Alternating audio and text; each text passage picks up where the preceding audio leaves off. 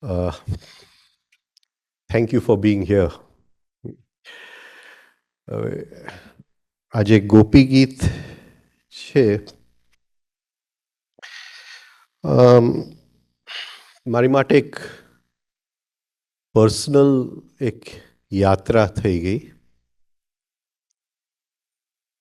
ગયે વર્ષે અહીંયા હતો તો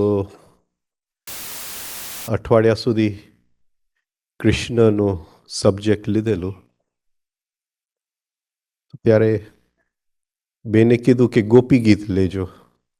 ગોપી ગીત શું હતા એ મને ખબર નહીં, એટલે હા તો પાડી. અને પછી થયું એવું કે અરાઉન્ડ જાન્યુઆરી, અહીંથી ગયો સપ્ટેમ્બર ઓક્ટોબરમાં, અને જાન્યુઆરીમાં દર વર્ષે સાઉથ આફ્રિકા જાઉં છું તો એ મંદિરવાળાનો ફોન આવ્યો, રાધાકૃષ્ણ મંદિર છે ત્યાં, કે શું લેશો?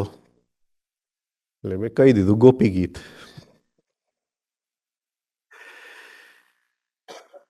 લકીલી અમારું જે આશ્રમ છે, અમારું જે સ્ટડી ગ્રુપ છે, એ લોકોએ પર્સનલી આ વસ્તુ હાથમાં લીધી. અને જે અમારા સ્વામી બ્રહ્મવેદાંતજી, એમના ડાયરેક્શનની નીચે અમે 1 મહિનો આશ્રમમાં ગોપી ગીત કર્યા.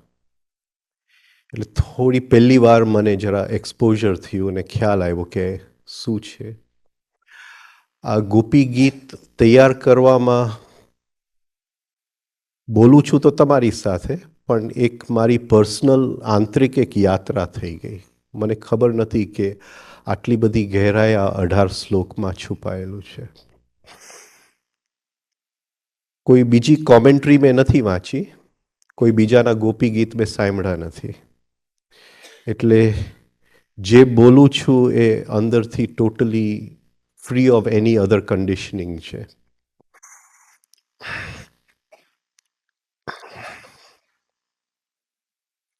હવે જ્યારે આપણે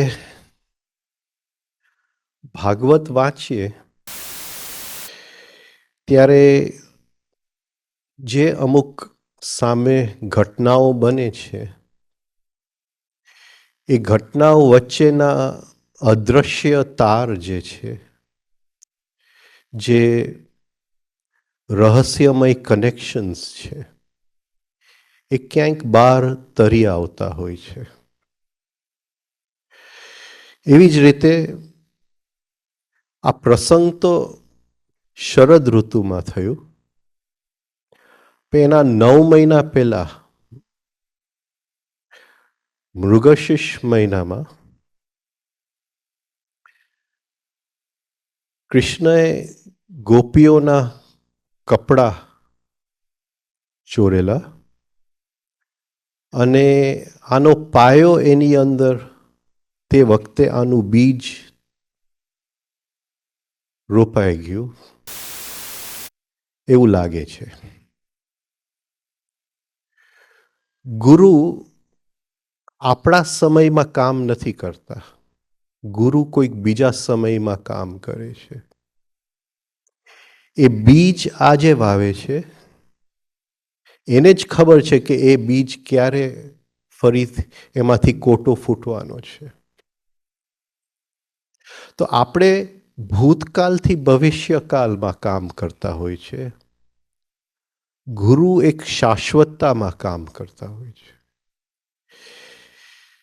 એટલે ગુરુનું શરીર હોય કે ન હોય, એ જે બીજ એમને રોપેલું છે એ ટાઈમસર એમાંથી કોટું ફૂટે ને ફૂટે જ. તો જે આનું બીજ છે ગોપી ગીતનું, લાગે છે કે મૃગશીર્ષ મહિનામાં ગોપીઓ સવારે નાવા જાય છે. ઠંડીનો મોસમ હોય છે અને ચોરી છુપેથી કૃષ્ણ એ લોકોની પાછળ જાય છે.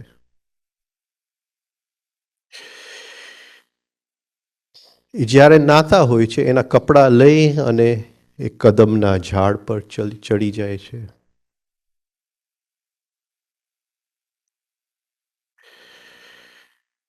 નાઈને કપડાં બધી તરફ ગોપીઓ શોધતા હોય છે, કપડાં મળતા નથી. અને ઉપરથી અવાજ આવે છે ઝાડમાંથી કે તમારા કપડાં મારી પાસે છે. તમારે એક એક કરીને આવવું હોય તો હું આપીશ, તમે બધાય સાથે આવો તો હું આપીશ. એટલે ગોપીઓ એની સાથે ખૂબ દલીલ કરે છે. એક ગોપી તો ત્યાં સુધી કહે છે કે નહીં આપો તો અમે રાજાને કમ્પ્લેન કરશું. અને ત્યારે એ લોકોને ખ્યાલ આવે છે કે આ એમને હવે કપડાં આપે એમ નથી. એટલે એ કહે છે કે તમે એક એક આવો, કપડાં લઈ જાઓ, પણ હાથ માથાની ઉપર હોવા જોઈએ. તમે બહાર આવો અને શરીરને હાથથી ઢાંકો એ કામ નહીં ચાલે. માથાની ઉપર હાથ હોવા જોઈએ.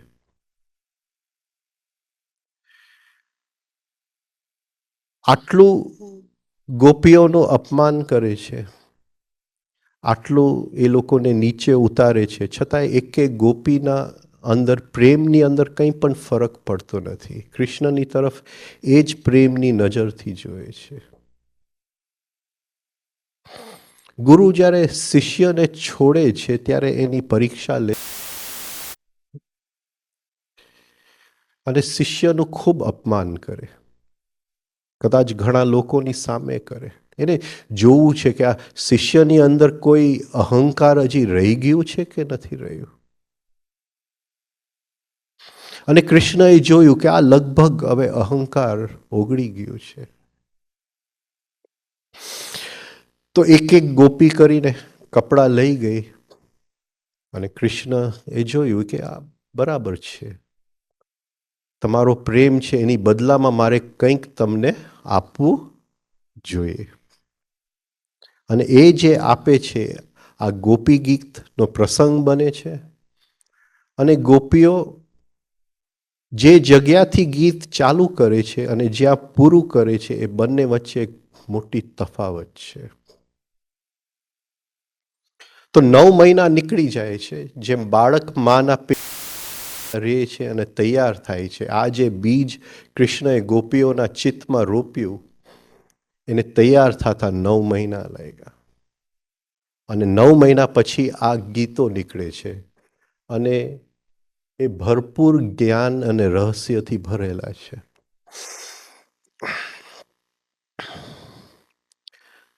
તો વાર્તા એ રીતે છે કે એ લોકો કૃષ્ણને શોધે છે, કૃષ્ણ મળતા નથી. એના પદચિહ્ન દેખાય છે, આગળ જાય છે તો કોઈક બીજાના પદચિહ્ન સાથે છે. અને પદચિહ્ન જોઈને એવું લાગે છે કે જે ગોપી એની સાથે છે એકદમ એને પકડીને ચાલે છે. બધા એની અંદર જેલસી આવે છે. પછી તો એ ગોપી એ મળે છે અને કહે છે કે થોડાક સુધી મને કૃષ્ણ લઈ ગયા, પછી મને જ એકલા છોડી દીધા. તો આ ગીત ગાય છે કે કૃષ્ણ અમને દર્શન આપો, એને રીઝાવવા માટે, એને મનાવવા માટે.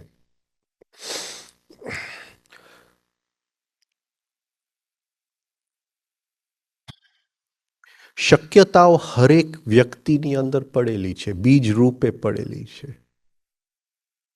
ગુરુનું એક જ કામ છે કે એ જે શક્યતા શિષ્યની અંદર પડેલા છે એને એ પાણી આપી શકે તો એ શક્યતા ખીલી ઉઠે, એમાંથી એક ઝાડ બને, એમાં ફળ લાગે.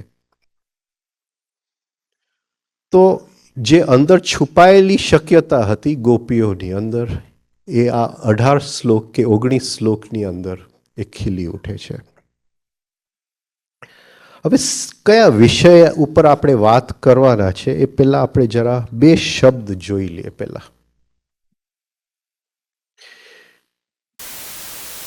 અને પ્રેઝન્ટ, વર્તમાન ક્ષણ અને હોવાપણું. તો પહેલા આપણે વર્તમાન ક્ષણનો અનુભવ કરી લઈએ. બધા અહીંયા આવી જાય. જો બધાનું વાંદરો ક્યાંક દોડતો હોય તો પહેલા અહીંયા આવી જાય. જરાક અનુભવ લ્યો કે વર્તમાન ક્ષણ શું છે. આંખ બંધ કરી દઈએ આપણે અને ખાલી વર્તમાન ક્ષણનો અનુભવ લઈએ. કોઈ પણ વિચાર ના આવે, ક્યાંય મન ન દોડે. જસ્ટ આ વર્તમાન ક્ષણ, ધીસ પ્રેઝન્ટ મોમેન્ટ. હવે આ વર્તમાન ક્ષણની અંદર આપણી હાજરી લઈ આવું. હું છું, આ વર્તમાન છે અને એ વર્તમાનની અંદર હું છું. હું છું એનું ફિલિંગ છે. હું પિતા છું એનો નહીં, હું પતિ કે પત્ની છું એનો નહીં, હું નહીં, હું માલિક છું એનો નહીં, હું જસ્ટ છું આ વર્તમાન ક્ષણની અંદર.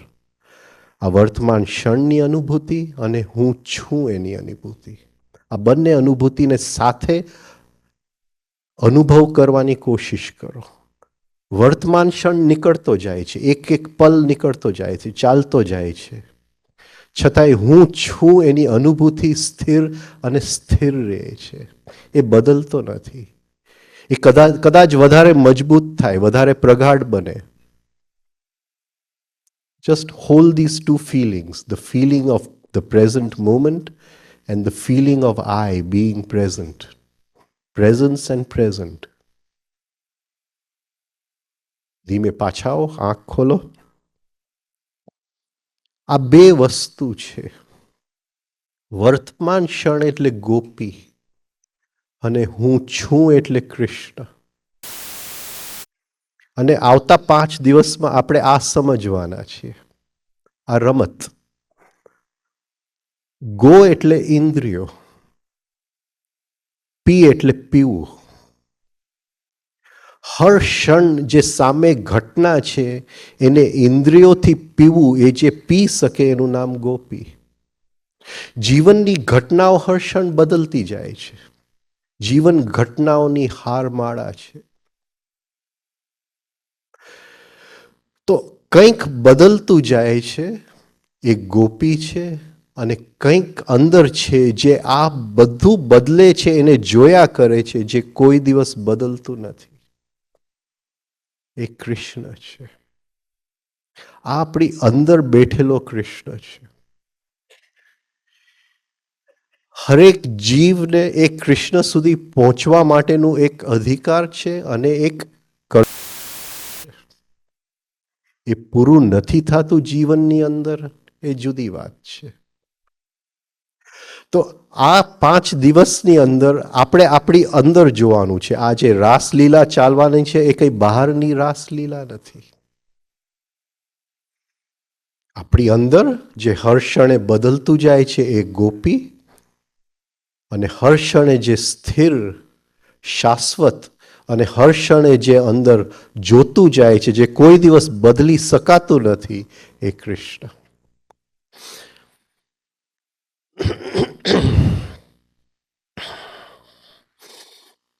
હવે આપણે જોયું કે ગોપીઓના કપડાં છીનવાઈ ગયા. તો આપણા કપડાં શું છે? આપણે બધાય ગોપીઓ છીએ, તો આપણા કપડાં શું છે? કંઈક જન્મ અને કંઈક એ જ વસ્તુ કંઈક કપડાં પહેરી લે છે. જન્મ કોને લીધું એ અમને ખબર નથી, પણ એને એક કપડું પહેરી લીધું, રાજેન. એટલે કહેશો કે આ વ્યક્તિનું નામ રાજેન છે, કપડું પહેરી લીધું. પણ ગુરુને જો આપવું હોય તો એ રાજેનને નથી આપી શકતો. એ તો રાજન ખાલી નામ છે. એ જે એની પાછળ જે એનું ઓરિજિનલ રૂપ છે એને આપી શકે ગુરુ. એટલે કપડાં કાઢવા પડે. એટલે ભાગવતની અંદર પ્રસંગ છે કે ગોપીઓના કપડાં કાઢીને કૃષ્ણ આપે છે. આપણે આપણા કપડાં કાઢવા તૈયાર નથી. તો આ 5 દિવસ માટે બીજું બધું જ્ઞાન એક બાજુએ મૂકજો. જેટલા કપડાં ભેગા કર્યા છે એ જરા એક એક ફરીથી નાના બાળક બનીને આપણે સાંભળીએ. તો આ નામ અપાય છે અને હું કંઈક જીવનમાં મેળવું છું. એ નામનો ઉપયોગ કરીને હું એક ભણતર મેળવું છું. તો બીજું કપડું પહેરી લીધું. જન્મથી હું કંઈક આવું છું, પણ આ દુનિયાની અંદર જે મેળવું છું એ એક પછી એક કપડાના પડ ચડતા જાય છે. હું કહું છું કે આ ડિગ્રી મારું છે, આટલું મેં ભણતર કર્યું, આટલા મેં પૈસા ભેગા કર્યા, આટલા મેં નામ ને પ્રતિષ્ઠા ભેગી કરી. આ બધાય ચડાવેલા કપડા છે. અને ગુરુને એની સાથે મતલબ જ નથી. કેટલા પૈસા છે એની સાથે મતલબ નથી. કેટલી ડિગ્રીઓ છે એની સાથે મતલબ નથી. કેટલું ઇન્ફોર્મેશન ભેગું કર્યું છે, કેટલું ભણતર ભેગું કર્યું છે એની સાથે એને તો જે જન્મથી આવેલો હતો, જે નામ પેલા હતો એની સાથે મતલબ છે. એટલે કપડાં કાઢવા પડે જ્યારે આપણે ગુરુ પાસે જઈએ. અને ન કાઢીએ તો કપડાં ગુરુ છીનવી લે છે. એટલે ગોપીઓ કંઈક શક્યતાઓ લઈને આવેલા. આ શક્યતાઓ એના ચિત્તની અંદર બીજ રૂપે પડેલા હતા. અને જ્યારે કૃષ્ણ કપડાં કાઢી નાખે છે એ સિમ્બોલિક છે. એ ઉપમા રૂપે છે કે કપડાં કાઢ્યા એટલે ગોપીઓએ જે કંઈ આ દુનિયામાં ભેગું કર્યું એ છોડી દીધું અને જે લઈને આવ્યા હતા એની અંદર ગુરુ બીજ રોપવા તૈયાર છે. તો એની અંદર કંઈક ખીલશે. ગુરુજેફ આને એસેન્સ કહે છે કે જે જન્મ લીધું એને એસેન્સ કહે છે. કે ભેગું કર્યું એને પર્સનાલિટી કહે છે. જે એસેન્સ છે, જે સત્વ છે એ જન્મ લે છે. જે પડ એક પછી એક ચડે છે એને પર્સનાલિટી કહે છે. બહુ પડ ચડે છે. પછી ગુરુજેફ એક જુદી વાત કરે છે, ફોલ્સ પર્સનાલિટી. એસેન્સ જે જન્મ્યો એ નામ વગર જે છે એને નામ આપવામાં આવે છે. એક પછી એક પડ ચડે છે. એ નામ ભણે છે, એ નામ લગ્ન કરે છે, એ નામ છોકરાઓ ઉત્પન્ન કરે છે. આ પકડાય છે? કોઈને પકડાય છે? જીવ જન્મ લે છે. જીવ ભણતો નથી. જીવ પૈસા ભેગો કરતો નથી. જીવ પોતાની મુક્તિ માટે જન્મ લે છે. અહંકાર ફસાય છે. જીવનની દોડમાં ફસાય છે. જેવું 3-4 વર્ષની ઉંમર થઈ જાય છે, અહંકાર જીવને સુડાવી દે છે. એક પણ જીવનની અનુભૂતિ જીવ સુધી પહોંચતી નથી. જીવનો વિકાસ જ નથી થતો. માણસ બહુ બધું કરીને મરી જાય છે, છતાંય જીવ તો નાનું બાળક જ રહી જાય છે. કંઈ પણ એની અંદર ફરક નથી પડતો. એ જે જીવ જન્મ લીધો એ જીવ મરી જાય છે. કારણ કે જે બધું ભેગું કરેલું એ જીવ સુધી પહોંચતું નથી.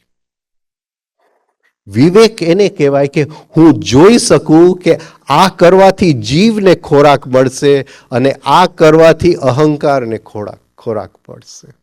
એને વિવેક કહેવાય. જીવનના હર ક્ષણે કોઈકે મારું અપમાન કર્યું, એને જો હું સરખો કરું તો અહંકારને ખોરાક મળશે અને દુઃખથી હું ઉપર ઉઠી જાઉં તો જીવને ખોરાક મળશે. આવી કંઈક વાત છે આ ગોપી ગીતોની અંદર. આપણા જીવનની વાત છે. હવે ગુરુજીએફ એક નવી વાતની કરે છે, ફોલ્સ પર્સનાલિટી. એ કહે છે કે એ જીવ, એ સત્વએ જન્મ લીધો, એને ડિગ્રી મેળવવી, કપડાં પહેરી લીધા અને એ ડિગ્રી મેળવવી. હવે એ કંઈક જીવનના નાટકની અંદર કંઈક એ રોલ, કંઈક ભાગ ભજવે છે. હવે કોઈક કહેશે કે you are not a good doctor, you are not a good engineer, તારું કામ સારું નથી, એટલે એને દુઃખ લાગશે અને એને મનાવા જશે કે હું બહુ સારો એન્જિનિયર છું. અને એ જે મનાવા જશે એને ફોલ્સ પર્સનાલિટી ગુરુજી કહે છે કે બીજા લોકો મારી માટે શું વિચારે છે. આ આખી જે અહીંયા વાત છે એ જીવની વાત છે, અહમની વાત નથી. અહમે જે કંઈ યાત્રા કરી હોય જીવનની અંદર એને એક બાજુએ મૂકવી પડે આપણે. અને જીવનો વિકાસ કઈ રીતે થાય આની અંદર જોઈએ. ગોપ્ય ઉચ્ચુઃ. હવે અહીંયા એક ગોપી ગાય છે કે બધાય ગોપી ગાય છે, એટલે ઘણાની અંદર સિંગ્યુલર છે ઉચ્ચ, ઘણાની અંદર ઉચ્ચુઃ.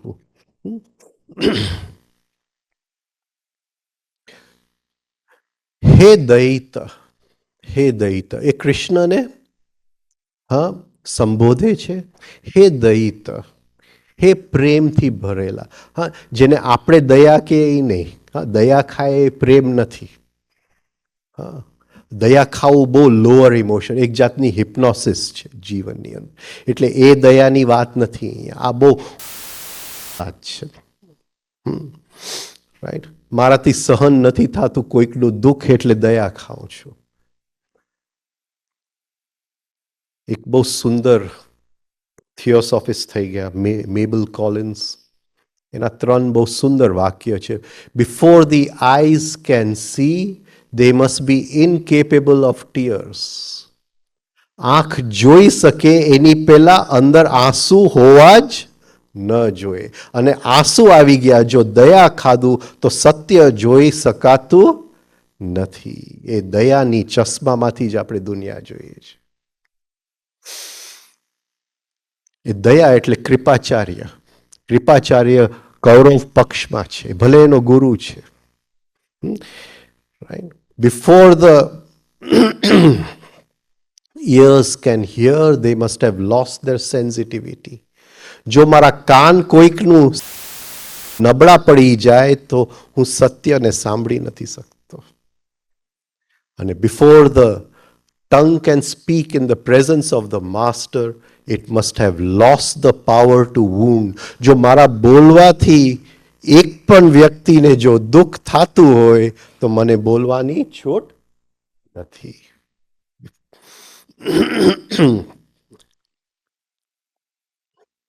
તો ગોપીઓ કૃષ્ણને સંબોધે છે, હે દૈત, હે દૈત, તે જન્મન વ્રજ અધિકમ જયાત. જયતિ તેધિકમ જન્મ ન વ્રજા, તે જન્મ ન વ્રજ અધિકમ જયાત. મારું સંસ્કૃત બહુ સારું નથી, જેવું તેવું ચાલે, પણ આ ખોલવાની પ્રયાસ કરશું આપણે. તારા જન્મથી આ વ્રજની જે ભૂમિ છે એ અત્યંત શોભાયમાન થયું છે. તારા અવતરણથી આ જે વ્રજનું જે એરિયા છે એ એકદમ ખીલી ઉઠ્યું છે. તું જ્યાં ચાલે છે ત્યાં પાંદડા સુકાઈ ગયા હોય તો એ લીલા થઈ જાય છે, ફૂલ મુરઝાઈ ગયા હોય તો એ ખીલવા માંડે છે, પક્ષીઓ આવીને ગીત ગાવા માંડે છે, સુકાયેલા સરોવર ફરીથી પાણીથી ભરાઈ જાય છે. તો એ કહે છે કે તારા જન્મથી આજે વ્રજની ભૂમિ છે અત્યંત શોભાયમાન થયું છે. Your birth in the land of Vraj has made it exceedingly glorious. આ વ્રજ એટલે શું? જય, જય, બે શબ્દ અને વિજય. જ્યારે બહાર હું કોઈ વિજય મેળવું એને વિજય કે, કોઈક મારી ઉપર ગુસ્સો કરે એને હું સરખો કરું તો મેં એની ઉપર વિજય મેળવ્યું છે. જ્યારે હું અંદરથી બદલાઈ જાઉં, એને બદલવાની વૃત્તિ જ નથી મારી અંદર, તો એને જય કહેવાય. તો આ બે શબ્દ છે, જય અને વિજય. ને વિજયનો અર્થ આપણે એમ પણ કરી શકીએ વિશેષ જય. હા, પણ જય અને વિજય બે જાતના વિલ છે, બે જાતની સંકલ્પ શક્તિ છે. એક મનોબલ, એક આત્મબલ. હું તમને બદલાવા જાઉં એ મનોબલ, હું મારી જાતને બદલાવું એ આત્મબલ. જીવનમાં ડગલે અડચણો આવશે, ડગલે ડગલે તમગુણ આપણને મળવા આવશે. આ નિયમ છે જીવનનો. કોઈનું જીવન સાવ સરળતાથી તો જઈ જ ન શકે. બધું હોય, સરળતા હોય, તોય ક્યાંક તો અડચણ મળવા જ આવે એને. આ નિયમ છે જીવનનો.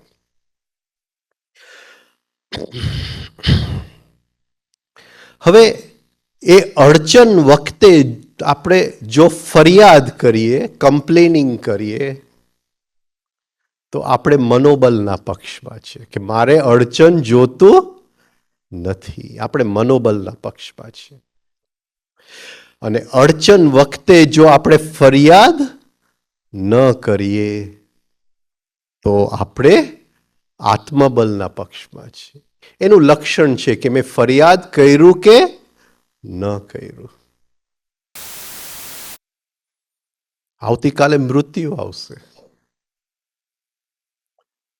જીવનમાં જો આપણે શીખી ગયા કે જ્યારે પણ દુઃખ આવે ફરિયાદ ન કરીએ, જ્યારે પણ અડચણ આવે ફરિયાદ ન કરીએ, તો એ મૃત્યુને સ્વીકારવું બહુ સહેલું છે. અને ડગલે ડગલે જો આપણે ફરિયાદ કરતા ગયા કે આજે વેધર આવું છે, ગવર્મેન્ટ આવું છે, આ આવું છે, ફરિયાદ કરતા ગયા તો મૃત્યુને આપણે સ્વીકારી નહીં શકીએ. અહીંથી પ્રેક્ટિસ કરવું પડે, અહીંથી પ્રેક્ટિસ કરવું પડે. તો રોજ જીવનની અંદર જે દુઃખ આપણને મળવા આવે જ છે બધાના જીવનની અંદર. અપમાન રૂપે આવે, હા, કોઈક બીજા રૂપે આવે, કોઈ ટાઈમસર ન આવ્યો એ રૂપે આવે, કોઈકે કામ ન કર્યું એ રૂપે આવે, કોઈક રૂપે દુઃખ મળવા આવે. એ વખતે જો આપણે ફરિયાદ ન કરીએ અને સ્વીકારતા જાય તો એક પોઈન્ટે મૃત્યુને આરામથી સ્વીકારી લેશું, કોઈ પણ ફરિયાદ વગર. તો એ કહે છે કે ગોપીઓ કહે છે કે તારા જન્મથી આ જે વ્રજની ભૂમિ એ અધિકમ, બહુ વધારે પડતું અધિકમ જય થયું છે. હા, જય અહીંયા એક જાતની વિક્ટરી છે. વ્રજ ટુ વોન્ડર, ચરવું. જે ભૂમિની અંદર આપણે ચરીએ છીએ એ વ્રજ છે. જે ગાયો ભેંસોને ચરવા લઈ જાય એ વ્રજની ભૂમિ.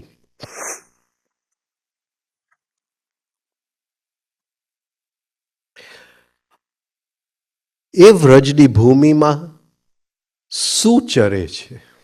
કોઈ કહી શકે? એ વ્રજની ભૂમિમાં શું ચરે છે? આપણું અટેન્શન, આપણું મન, આપણું ધ્યાન, આપણું મન. અટેન્શન, અટેન્શન, અટેન્શન મન નથી, મન દ્વારા આવે છે, પણ મનની પારથી આવે છે. ધ્યાન, મારું ધ્યાન આ 5 ઇન્દ્રિયોમાંથી બહાર જાય છે અને જે ક્ષેત્રમાં મારું ધ્યાન ફરે છે એને વ્રજની ભૂમિ.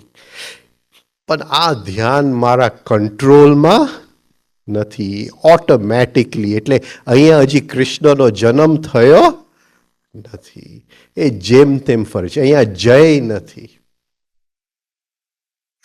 ગોપીઓ કહે છે કે તારા જન્મથી અત્યારે આ ક્ષણે જો આપણે હાજર થઈ જાય, હું કહું કે હું છું, આપણે હાજર થઈ જાય તો આપણું ધ્યાન જ્યાં ત્યાં ફર્યા કરે છે એ સ્થિર થઈ જશે. તો વ્રજ એટલે આ 5 ઇન્દ્રિયોનું ક્ષેત્ર. જે ક્ષેત્રની અંદર 5 ઇન્દ્રિયોમાંથી મારું ધ્યાન ફરે છે એ વ્રજની ભૂમિ છે. અને એ વ્રજની ભૂમિની અંદર આપણો જો અંદરથી હાજર થાશું તો કૃષ્ણનો જન્મ થશે. હાજરી એટલે કૃષ્ણ. અત્યારે તમે અહીંયા છો પણ હાજર છો તો કૃષ્ણનો જન્મ થયો. અને જો હાજર ન હો, આ ભલે મંદિરનો એરિયા છે પણ નો મિનિંગ, નો મિનિંગ. બસ આટલી જ વાત છે. આ એક મનુષ્યનો લક્ષણ છે. એક વનસ્પતિને ખ્યાલ આવે છે કે અહીંયા તડકો છે તો એ પાંદડા મોકલે છે ખોરાક લેવા માટે, પણ એને ખ્યાલ નથી, એને ખ્યાલ નથી. એક પ્રાણી છે, પ્રાણીને ખબર છે કે મારો શિકાર અહીંયા છે, તો એ શિકારને પકડે છે, શિકારને ખાય પણ છે, પણ એને ખબર નથી કે હું ખાઉં છું. મનુષ્યની અંદર આ જે અટેન્શન જે છે, પ્રાણીની અંદર, વનસ્પતિની અંદર એક સંસ્કાર છે, it always response to external stimuli. એ બહારની કોઈ ઉત્તેજનાથી જ અટેન્શન બહાર જાય છે. મનુષ્યની અંદર એ જરૂર નથી. એ એનું ધ્યાન અંદર મોકલી શકે છે અને ધ્યાન જ્યારે અંદર જાય છે ત્યારે એ હાજર થઈ જાય છે. આ વસ્તુ હું ખાલી ખાઉં છું તો પ્રાણી છું, પણ વસ્તુ હું ખાઉં છું અને અંદર હુંની અનુભૂતિનો ને માનું છું, આ બે અનુભૂતિ જ્યારે હું સાથે કરું છું કે હું ખાઉં છું એનું મને ખબર છે, ત્યારે હું મનુષ્ય બનું છું. ત્યારે એ જે અંદર ચિત્તની ભૂમિ છે એની અંદર કૃષ્ણનો જન્મ થાય છે. તો એ કહે છે કે આ જે એ મારો જય થઈ જાય છે, એક જય. હવે મારું અટેન્શન મારા કાબુમાં આવી ગયું. તો કૃષ્ણને બહાર આપણે દર્શન તો કરીએ, પણ રિયલ કૃષ્ણને તો અંદર જ જન્મ આપવાનો છે. તો ગોપીઓ ગાય છે, તારા જન્મથી આ વ્રજની ભૂમિ અત્યંત શોભાયમાન થયું છે.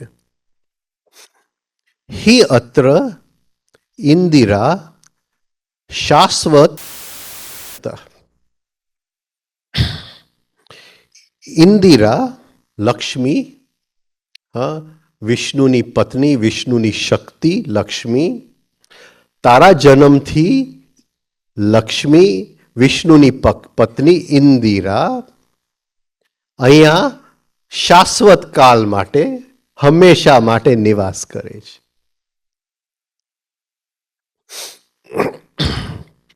ઇન્દ એટલે ફરીથી ઇન્દ્રિય, ઇન્દ એટલે ટુ બી પાવરફુલ, જેની અંદર શક્તિ છે. આપણું શક્તિ હર ક્ષણે વેડફાતું જાય છે, જાત જાતની વસ્તુઓમાં વેડફાતું જાય છે. પેલી વસ્તુ તો અંદર બક બક બક બક ચાલુ છે, વેડફાતું જ જાય છે શક્તિ. આપણે યાત્રા તો કરવી છે, યાત્રા તો કરવી છે, ને પછી આપણે શું કહેવાય, આ યાત્રા ન થાય તો આપણે વ્રજ જઈને પાછા આવતા રહીશું, તો બક બક તો ચાલુ જ રહે છે. શું ફરક પડ્યો? કઈ અંદર ફરક પડ્યો? વ્રજ જઈને આવ્યા, આ વાંદરો શાંત થયો કે નહીં? અને આ વાંદરો જો શાંત થાય તો અહીંયા જ વ્રજની ભૂમિ છે, હર ક્ષણે છે. અને એ કહે છે કે ત્યાં હાજરી આવી ગઈ, કૃષ્ણ આવી ગયું, તો ઇન્દિરા કાયમ માટે, શાશ્વત કાલ માટે ઇન્દિરા ત્યાં નિવાસ કરે. શ્રયત એ આશરો લે છે ત્યાં ઇન્દિરા. તો તારા જન્મથી અહીંયા ઇન્દિરા શાશ્વત કાલ માટે આશરો લે છે. આપણને એમ લાગે કે લક્ષ્મીની આપણે પૂજા કરીએ એટલે ઘરમાં પૈસો આવશે, તો 8 છોકરા થઈ જશે, રાઈટ, આટલું આપણું માલ મિલકત વધી જશે. વિષ્ણુની શક્તિ છે Lakshmi, Lakshmi, Indira. Indira, the goddess of Fortune. The goddess of Fortune. તો હકીકતે વિષ્ણુની પત્નીને આવા બધામાં રસ છે કે આના ઘરે આનું બેંક બેલેન્સ વધે. હા, તમે જ વિચારો કે I mean it's so stupid, it's so stupid. હા, કે આનું બેંક બેલેન્સ વધે, હા, આને 2-4 છોકરાઓ થઈ જાય, આને કોઈ જીવનમાં દુઃખ ન આવે. હકીકતે તો આપણા દુઃખની અંદર ભગવાનનો સેજ પણ ભાગ નથી.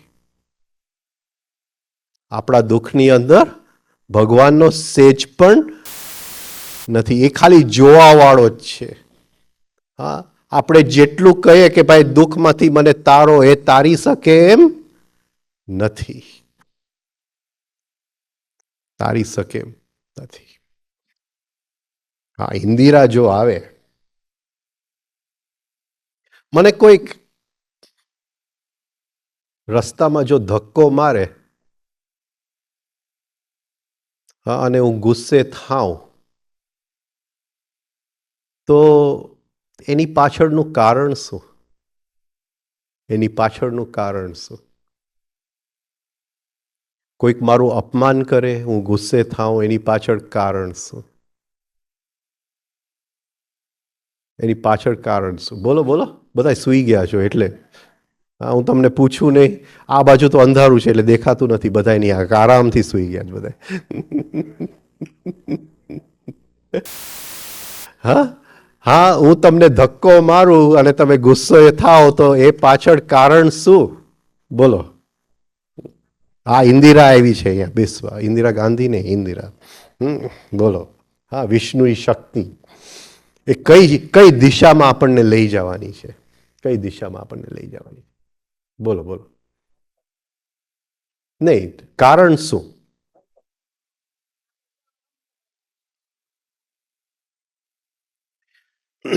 હમણાં હું જોતો હતો મહાભારતનું એક એપિસોડ. હા, કૃષ્ણ જાય છે મહાભારતનું યુદ્ધ હા લડવા માટે અને ત્યાં એને ઘટોત્કચનો દીકરો મળી જાય છે, બાર્બરિક. અને પૂછે તું ક્યાં જાય? તો એ કે હું યુદ્ધ લડવા જાઉં છું. તો કૃષ્ણ જોઈએ છે કે આ યોદ્ધા જે પક્ષમાં હશે ને એ યુદ્ધ જીતી જવાનો. પક્ષમાં લડવા જાઉં છું. કહે છે કે આ જો કૌરવ પક્ષમાં જશે તો યુદ્ધ જીતી જશે. તો એને કહે છે કે હું નહીં તને જવા દઉં. તો એ કે તેઓ પછી તારે મારો વધ કરવો પડે. કૃષ્ણને કહે છે, એનો ગ્રેન્ડફાધર હોય એટલે એને હા નમસ્કાર કરીને કે મારો વધ કરવો પડશે તમારે. તો કૃષ્ણ એનું માથું કાપી નાખે છે. માથું કાપી નાખે છે. પછી કે મારી એક ઈચ્છા છે કે મારે આ યુદ્ધ જોવું છે. એટલે એક પોલની ઉપર એનું માથું મૂકીને એ યુદ્ધ જોઈ લે. તો 18 દિવસ યુદ્ધના થઈ ગયા. પછી ભીમને કહે છે કે તારો ગ્રેન્ડસન છે એને આપણે વિદાય આપવાનો ટાઈમ આવી ગયો એટલે જઈને આપણે એને વિદાય આપીએ. તો અર્જુનને થોડું હજી અહંકાર હોય છે કે આ આટલા યોદ્ધાઓને મેં માર્યા, આટલું આમ કર્યું તે કર્યું. તો એ જાય છે તો એ કે અર્જુનને કહે છે કે આટલા યોદ્ધા માર્યા. તો કે મેં તો જોયું જ નહીં. હા, એ કે આખા મહાભારતના યુદ્ધમાં મને તો સુદર્શન ચક્ર જ દેખાતું હતું. એને જ બધાનું માથું કાપ્યું. તો અર્જુનનું અહંકાર થોડું નબળું પડી ગયું. હા, મને ક્યાંય પણ તારો તીર દેખાયો નહીં. હા, કૃષ્ણ પહેલે કે છે અર્જુનને કે આ બધા જે રાજાઓ છે ને એ ઓલરેડી મરી ગયા છે.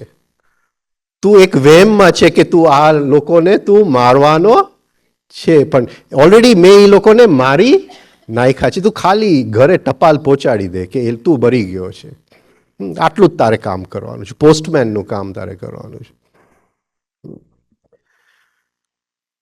હવે એને એ મને અપમાન કરે છે, એ મને ધક્કો મારે છે, આમાં વાંક કોનો? વાંક કોનો? વાંક કોનો? આપણે પાછું આ ગીતા તો સમજી લઈએ પણ હવે જો જીવીએ નહીં તો શું કામનું? શું કામનું? આપણે ત્યાં હરેક વસ્તુ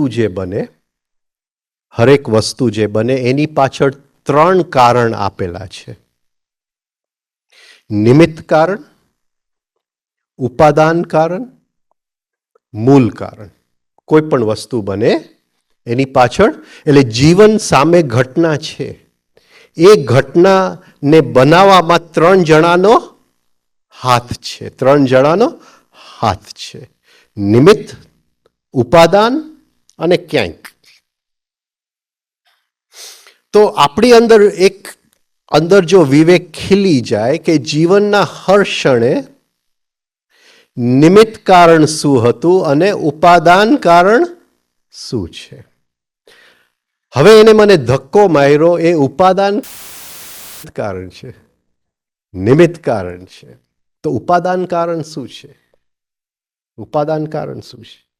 ઇંગ્લિશ આપણે ગણીએ. Everything is born of three causes: the instrumental cause, the material cause, the real cause. હરેક વસ્તુના ત્રણ કારણ. તો એને મને ધક્કો માર્યો ઇન્સ્ટ્રુમેન્ટલ કોઝ, નિમિત્ત કારણ. હવે મટીરિયલ કોઝ ક્યાં છે? મટીરિયલ કોઝ ક્યાં છે? હા, એટલે ક્યાં છે? મારી અંદર. હા, એક કુંભાર ઘડો બનાવે છે, માટીમાંથી બનાવે છે. તો કુંભાર નિમિત્ત કારણ છે, માટી ઉપાદાન કારણ છે. માટી ન હોય તો એને જેટલું ઘડો બનાવવું હોય એ બનાવી નથી. એવી જ રીતે જે મટીરિયલ એંગર, જેને આપણે ગુસ્સો કે, એ પહેલેથી મારી અંદર પડેલું હતું. એને મને ધક્કો માર્યો, એ મટીરિયલ બહાર નીકળી આવ્યું.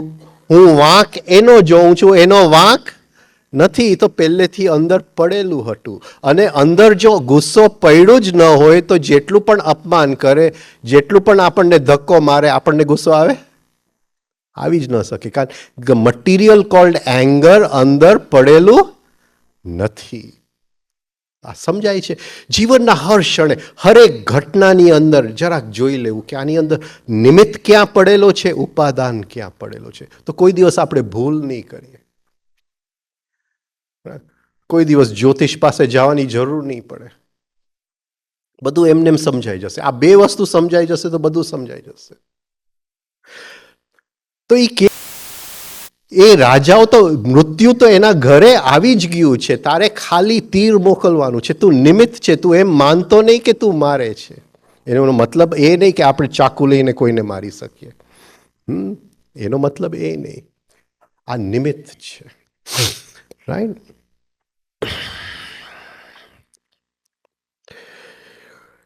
હવે આપણે જ્યારે કોઈ પણ વસ્તુ કરીએ જીવનની અંદર,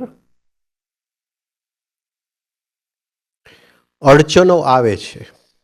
અડચણો આવે છે. તો એ જે હું કરવા જાઉં છું એને રજગુણ કહેવાય, એક્ટિવ ફોર્સ. મારે આ કરવું છે પણ અડચણો આવે છે, એને તમગુણ કહેવાય. આ ઇન્દિરા શું છે આપણે સમજીએ. હવે એક વિષ્ણુની શક્તિ જે છે એને સત્વ કહેવાય. વિષ્ણુની શક્તિને એ નક્કી કરશે. એ જો તમગુણના પક્ષમાં આવશે તો અડચણ મને ઓળંગી જશે. એ કામ હું પૂરું કરી નહીં શકું. હું ફેક્ટરી બનાવવા જાઉં, નવું બિઝનેસ કરવા જાઉં, કંઈ પણ કરવા જાઉં. અને એ જો વિષ્ણુની શક્તિ ઇન્દિરા જો મારા પક્ષમાં આવશે તો હું અડચણને ઓળંગી જાય. એટલે તો આપણે બધા એની પૂજા કરીએ છીએ કે આપણે અભ્યાસ કંઈ કરવો નથી, તું મારા પક્ષમાં રહેજે એટલે બધા અડચણ મારા જીવનમાં આવે નહીં. શ્રયત ઇન્દિરા શશ્વત અત્રહિ.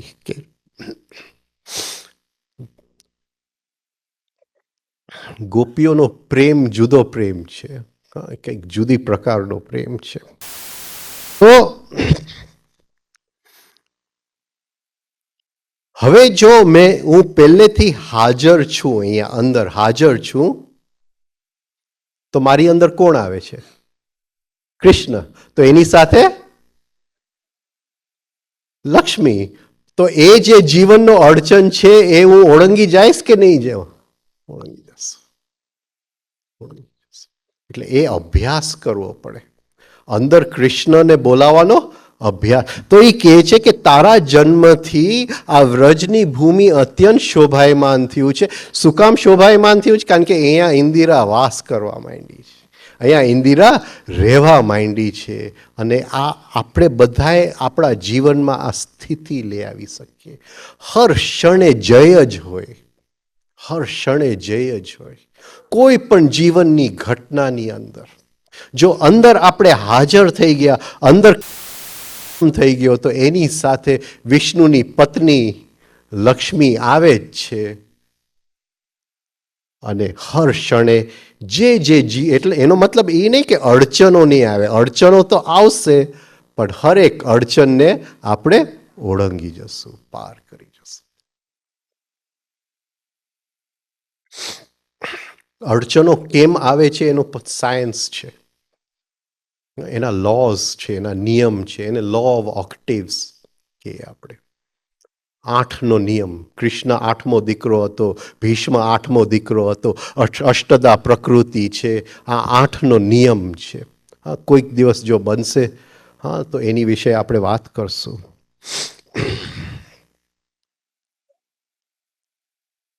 ઇન્દ એટલે ઇન્દ્રિયોની શક્તિ. ઇન્દ્રિયોની શક્તિ શું છે? ઇન્દ્રિયોની શક્તિ શું છે? ઇન્દ્રિયોની શક્તિ શું છે?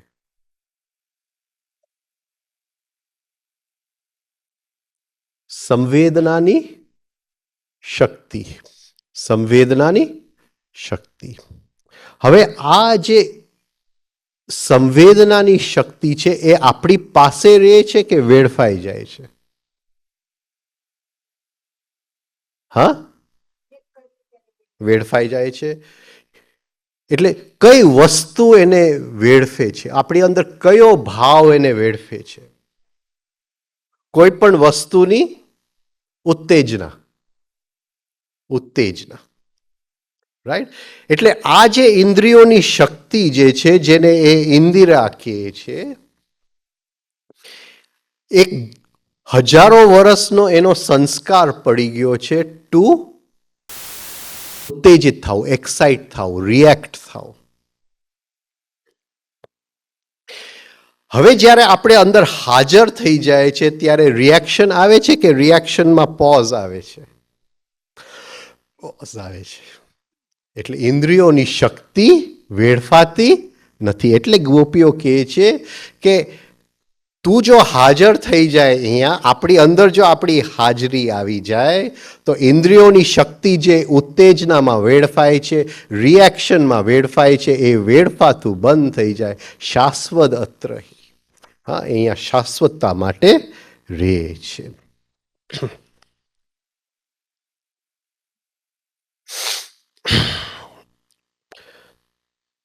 ત્વયી ધૃતાશવ તવ કલ. તારા માટે અમે પ્રાણ ધારણ કર્યું છે.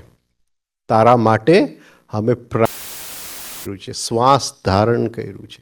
ક્યારે આપણે શ્વાસ ધારણ કરીએ? ક્યારે આપણે શ્વાસ ધારણ કરીએ? Automatically. I am holding my breath. ઇંગ્લિશમાં ક્યારે આપણે આવો એક્સપ્રેશન વાપરીએ કે મેં મારો શ્વાસ પકડી રાખ્યો? જ્યારે લોટરીના રિઝલ્ટ આવવાનો હોય, હા, ત્યારે. હા, કે મારો નંબર લાગશે કે નહીં લાગશે, મારો ઘોડો જેસ રીતશે કે નહીં જીતે. હવે ગોપીઓ કહે છે કે અમે પ્રાણ ધારણ કરીને બેઠા છીએ. શેની માટે? તું દેખાતો નથી, તું દેખાતો નથી.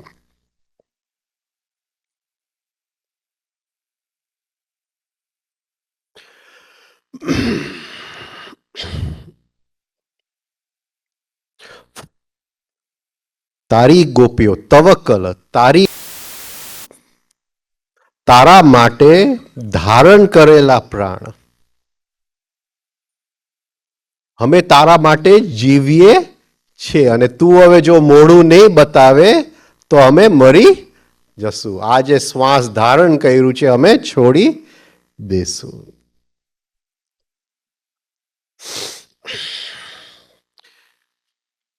જરા ઘેરું છે.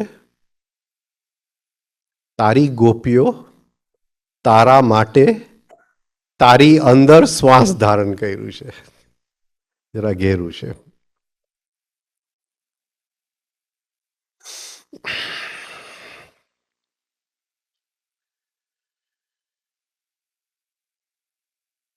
હવે આને બીજી રીતે આપણે લેવું હોય તો શું કરશું? બીજી રીતે લેવું હોય તો શું કરશું? આપણે હમણાં એક્સરસાઇઝ કરી ગયા, શું કરશું? શ્વાસ લીધો, રોક્યો, શ્વાસ કાઢ્યો, રોક્યો, પ્રાણ ધારણ કરેલું છે. શું થાય છે? એ શ્વાસ આપણે રોકીએ તો શું થાય છે? શ્વાસ રોકીએ તો શું થાય છે?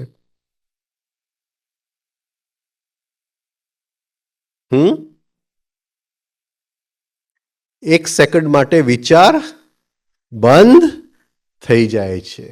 એટલે આ વ્રજની ભૂમિમાં જે આપણું અટેન્શન જેમ તેમ ચરે છે એ એક સેકન્ડ માટે સ્થિર થઈ જાય છે. પ્રાણ શ્વાસ જો રોકીએ.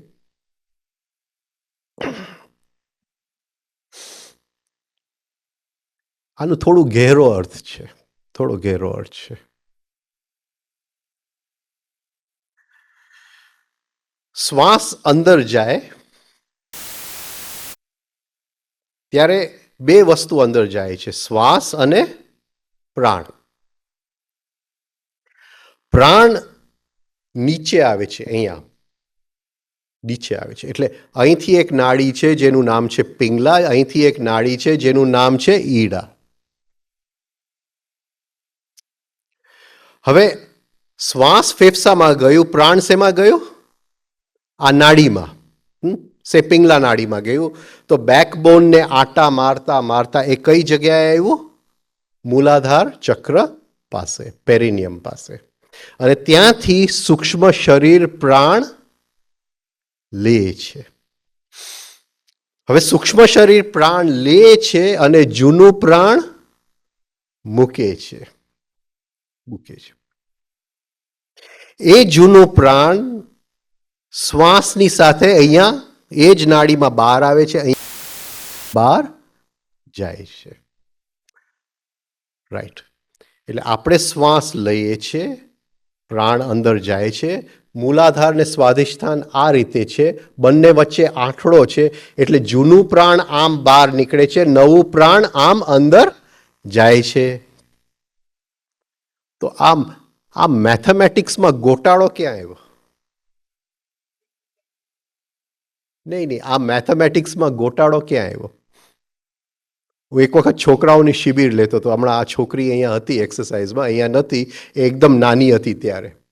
અને એને મને બતાવ્યું કે તારી ભૂલ અહીંયા છે. તો મારી ભૂલ ક્યાં છે? હા, એકદમ નાની હતી એ છોકરી. મારી શિબિર, છોકરાઓના શિબિરમાં આવતી હતી. આ પ્રાણ અને શ્વાસનો હું સમજાવતો હતો.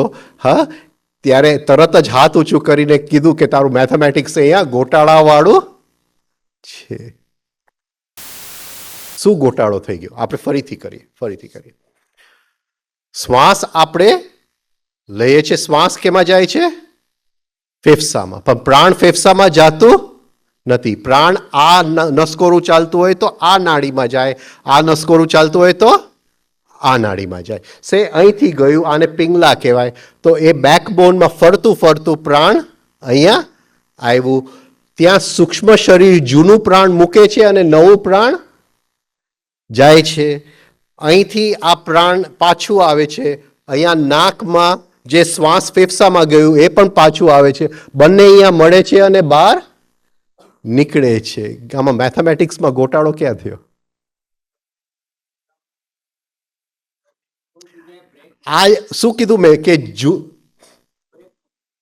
જૂનું પ્રાણ. હા, તો શું થયું? મેથેમેટિક્સમાં શું ગોટાળો થયો?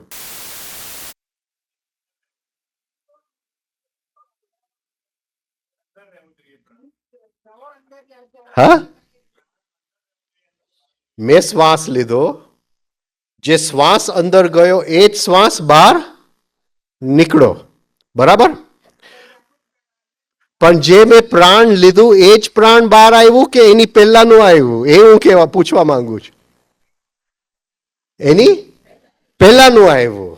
હવે આમાં મેથેમેટિક્સમાં ક્યાં ગોટાળો થશે?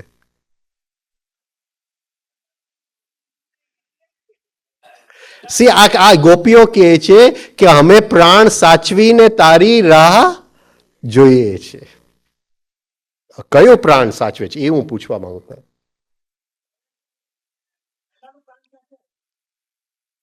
રાઈટ, એટલે એનો જવાબ ક્યાં છે?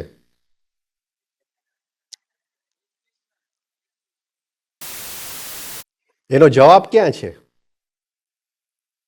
આ સમજાય છે કે મરતી વખતે છેલ્લો શ્વાસ બહાર જાય છે, છેલ્લો શ્વાસ બહાર જાય, છેલ્લું પ્રાણ બહાર જાતું નથી. એક પ્રાણ બેલેન્સ અંદર રહે છે.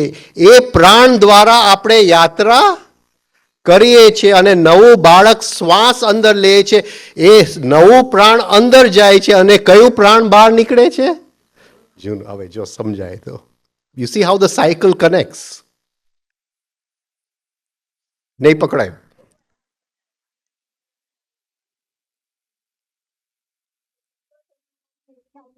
નો નો નો નો નો નો ના ના ના ના ના ના ના ના. તમે એક ડગલું આગળ નીકળી ગયા, એક ડગલું આગળ નીકળી ગયા. હું શ્વાસ લઉં છું, રાઈટ, અંદર જાય છે શ્વાસ અને પ્રાણ ભેગા ગયા, અહીંયા છૂટા પડી ગયા, આ એરિયામાં છૂટા પડી ગયા. અહીંથી પ્રાણ એ નાડીનો રસ્તો પકડ્યો, શ્વાસ એ ફેફસાનો રસ્તો પકડ્યો. આ બંને અલગ થઈ ગયા, રાઈટ.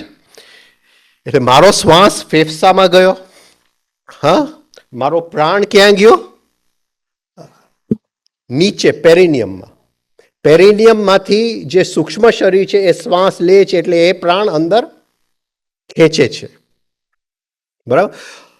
હવે અહીંયા હું શ્વાસ લઉં છું અને શ્વાસ કાઢું છું, એ બે ડિફરન્ટ એક્શન્સ છે, ઇન્સ્પિરેશન, એક્સપિરેશન. પણ સૂક્ષ્મ શરીરમાં એ આંઠડો છે એટલે એ પ્રાણ લે છે અને જૂનું પ્રાણ મૂકે છે એટ ધ સેમ ટાઈમ. એ બે અલગ એક્શન નથી. એટલે નવું પ્રાણ સૂક્ષ્મ શરીરમાં ગયું, જૂનું પ્રાણ ત્યાં મૂક્યું, એ જૂનું પ્રાણ અહીંયા આવીને નાડીમાં આવે છે અને અહીંયા આવે છે, બંને અહીંયા મળે છે અને જે બહાર જાય છે એ અત્યારનું શ્વાસ અને જૂનું પ્રાણ. આ પકડાયું? હવે પકડાયું થોડું? હવે મળતી વખતે શ્વાસ બહાર જાય છે, પણ શ્વાસ બહાર ગયું ત્યારે જૂના પ્રાણનું શું થયું? જૂનું પ્રાણ બહાર ગયું, પણ નવા જે પ્રાણ હતું એનું શું થયું? એ તો અંદર ને અંદર જ રહ્યું. એટલે આપણે જ્યારે કહીએ કે આપણે જન્મો જન્મોના સંસ્કાર પ્રાણની અંદર પડેલા છે, એ પ્રાણ એ સંસ્કાર ધારણ કરી અને આગળ યાત્રા કરે છે. ગોપીઓ કહે છે આ શ્વાસ અમે નથી પકડો, અમે એ હા પ્રાણ ધારણ કર્યું છે. હવે તું તારો મોઢું બતાવ, હા તારું મોઢું બતાવ. એટલે જન્મો જન્મોના જે સંસ્કાર છે અમે ધોઈ નાખ્યા છે. અમે ઓલરેડી એમ હજી તું કે તો નથી. આઈ ડોન્ટ નો, થોડું ખ્યાલ આવી ગયો. એટલે એ આ નોર્મલ પ્રાણ જે આપણે પ્રાણાયામની વાત જ નથી આ. હા, જો પ્રાણાયામમાં ગુરુ શીખડાવી શકે કે એ પ્રાણને કેમ કંટ્રોલ કરો જે મૃત્યુ પછી છે તો જુદી વાત છે.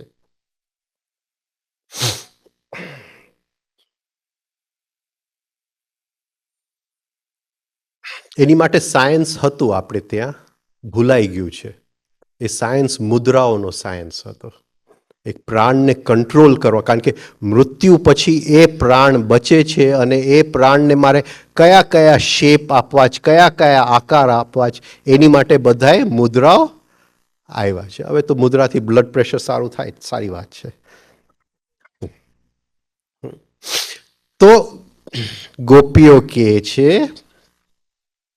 કે તારા જન્મ વ્રજ અત્યંત શોભાયમાન થયું છે.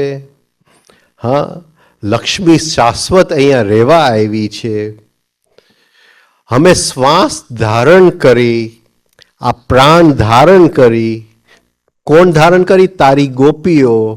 અમે બધાય સંસ્કારમાંથી મુક્ત થાય. જે પડદો હતો એ પડદો અમે હટાવી લીધો. છતાંય તું કેમ દર્શન નથી આપતો? શું કામ દર્શન નથી આપતો? કઈ વસ્તુ રહી ગઈ છે અહીંયા?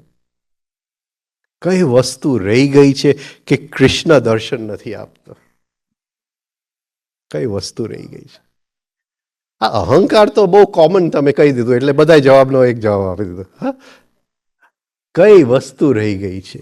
એ બધો અહંકાર ધોવાઈ ગયો. એક જ વસ્તુ રહી ગઈ છે. શું રહી ગયું છે અહીંયા? હું કોઈકને પ્રેમ કરું તો એને શું કહું? હું શું કહું? કે મારા જેવો પ્રેમ દુનિયામાં કોઈનો નથી. હા, એટલે ગોપીઓ બધાય સંસ્કારોમાંથી મુક્ત. આજે એમ નહીં માનતા કે આ ગોપી ગીત એમને નીકળ્યા છે. એ તદ્દન બધાય સંસ્કારમાંથી એ મુક્તિના અણી ઉપર છે ગોપીઓ. રાઈટ? પણ હજી એને એ અહમ છે કે મારા જે હું જે રીતે કૃષ્ણને પ્રેમ કરું છું કોઈ કરતું નથી. અને ત્યાં અટવાયેલા છે. ત્યાં એટલે ઓલો દર્શન નથી આપતો. આ પકડાય છે આ પોઈન્ટ. રાઈટ? એટલે કહે છે કે તારા માટે અમે શ્વાસ ધારણ કરીને બેઠા છે. હા, એ લોકો એ પ્રાણને કંટ્રોલે કરી લીધું જે મૃત્યુ પછી છે, જેની અંદર આપણા બધા તરી રહ્યા છે. એ બધું એને કરી લીધું. છતાંય કે તું દર્શન આપતો નથી.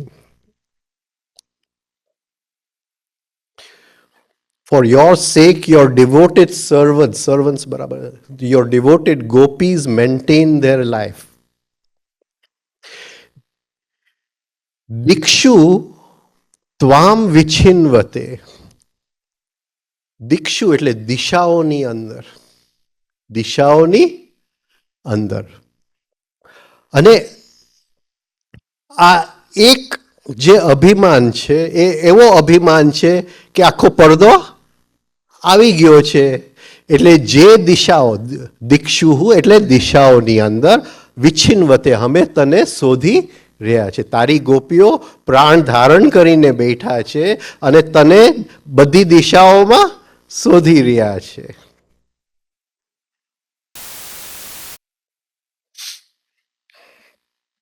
રવિન્દ્રનાથ ટાગોર લખે છે કે જિંદગી આખી એક તડપ રહી કે મારે ભગવાનને મળવું છે. શોધતો શોધતો એક દિવસ એ દરવાજા ઉપર આવી ગયો. એ દરવાજા ઉપર આવી ગયો. અને એ દરવાજા ઉપર આવી ગયો અને હું બસ ખોલવાનો જ હતો, નોક કરવાનો જ હતો કે મને ભગવાન મળી જાય. ત્યાં મને એમ થયું કે ત્યાર પછી શું? ત્યાર પછી શું? અમારા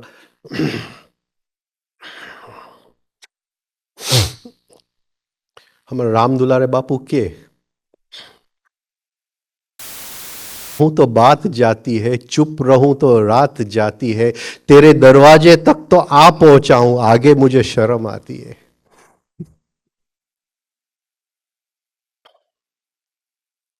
તો રવિન્દ્રનાથ કહે છે કે હું તારા દરવાજા સુધી પહોંચી ગયો છું, પણ હવે જો અંદર ગયો તો બધી ગડબડ થઈ જશે. એટલે કે હું ત્યાંથી પાછો હટી ગયો. હજી હું શોધ્યા જ કરું છું. મને ખબર છે કે આ દરવાજાની પાછળ છે.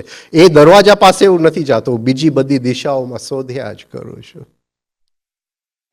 જ્યાં શોધવાનું છે ત્યાં ગોપીઓ નથી શોધતા, અંદર શોધવાનું છે. પણ મારા પ્રેમને આપણે છોડી નથી શકતા. પ્રેમમાં મારું હોય જ ન શકે. જે મિત્ર મારો ન હોઈ શકે એમ પ્રેમ પણ મારું. મિત્ર એટલે મિત્ર, પણ ઘણા લોકોને કે માય ફ્રેન્ડ, એટલે હું વિચારું કે માય ફ્રેન્ડ જેવું શું છે? હોય ત્યાં ઈગો આવી ગયો, ત્યાં ફ્રેન્ડ ન હોઈ શકે.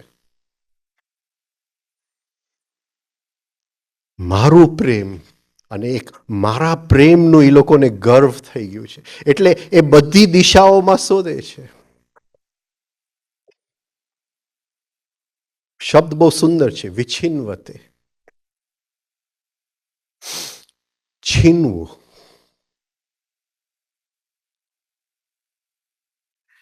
આપણે કહીએ ને, કૃષ્ણએ એક રાક્ષસને માર્યો, એનું નામ ચાનુર. છીનવું. છીનવું એટલે ચોરી ન કરવું, પણ ચકલી ચણે, હા, ચકલી ચણે અને થોડું થોડું કરીને ભેગું કરે. ચકલી ચણે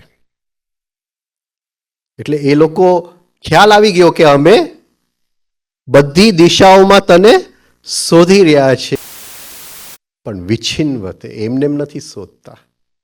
અમે એક એક ક્ષણ જે જાગૃતિનો છે, એક એક ક્ષણ જે જાગૃતિનો છે, અમે એને ચણતા જાય છે, એક એક ક્ષણ ભેગું કરતા જાય છે.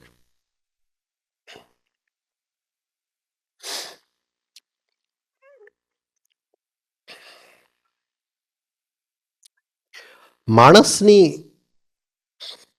શક્યતાઓમાં, જેને આપણે કોન્શિયસનેસ કહીએ, એ 4 આયામમાં મનુષ્ય જીવી શકે. એ 4 આયામ છે: સુષુપ્તિ, સ્વપ્ન, જાગૃતિ, તુર્યા. હવે એક એકના લક્ષણ શું? તો આ શું ચણી રહ્યા છે? ગોપીઓ શું ચણી રહ્યા છે? ચણી રહ્યા છે એક એક પલ. આપણે ગંગા સતી ગાય છે, વીજળીના ચમકારે હું મોતીડા પોરાવું છું. કે એક ચમકારો થયો તો એક મોતી મેં લઈ લીધું, બીજો ચમકારો થયો, બીજો મોતી મેં લઈ લીધું. એવી રીતે ગોપીઓ કહે છે કે એક એક અમે ચણતા જાય છે અને મોટો એક ઢગલો કરતા જાય છે, ભેગું કરતા જાય છે. શું ભેગું કરતા જાય છે?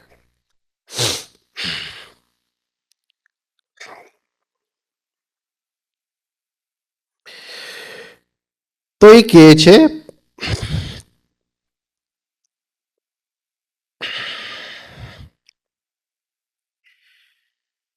કે સુષુપ્તિ, નિંદ્રા, સ્વપ્ન એટલે જે સ્વપ્ન આપણે જોઈએ, અત્યારે આપણે કયા સ્થિતિમાં છે? અત્યારે આપણે કયા સ્થિતિમાં છે? અત્યારે કઈ સ્થિતિમાં છે? કઈ સ્થિતિમાં છે? જાગૃતિ. તો જાગૃતિનો લક્ષણ શું? સ્વપ્ન અને જાગૃતિનો વચ્ચેનો અંતર શું?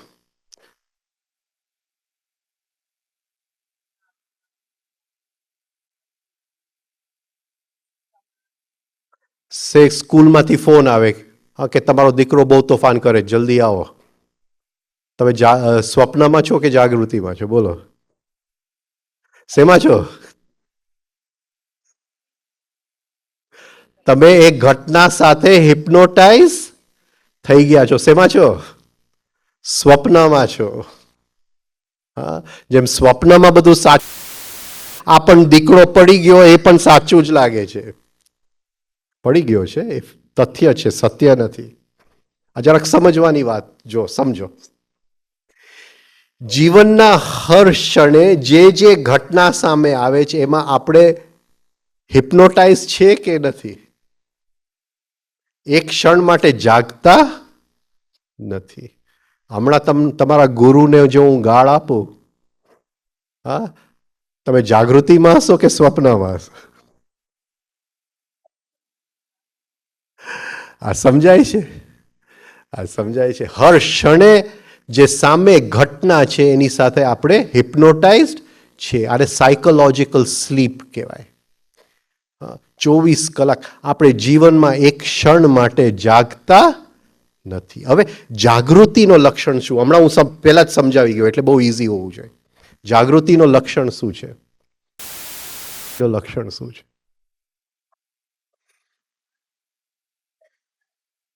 એનો લક્ષણ છે મેં હમણાં જ તમને કીધું છે. એટલે આ હું ખાઉં છું, રાઈટ? આની સાથે હું એક છું. હવે જાગૃતિનો લક્ષણ શું? એની સાથે મને ખ્યાલ છે કે હું ખાઈ રહ્યો છું. આ બે વસ્તુ સાથે છે. હું ખાઉં પણ છું અને અંદર એક સંવેદના સાવ જુદી આવે છે કે હું ખાવા વાળો છું. હું જોઈ રહ્યો છું કે હું ખાવા વાળો છું. આ જાગૃતિની અંદર બે વસ્તુ અલગ થઈ ગયા. એ જાગૃતિની સ્થિતિમાં આપણે જો રહેવું હોય તો શું કરવું પડે? શું કરવું પડે? એ જાગૃતિની સ્થિતિમાં આપણે 24 કલાક કઈ રીતે રહેશું? કઈ રીતે રહેશું?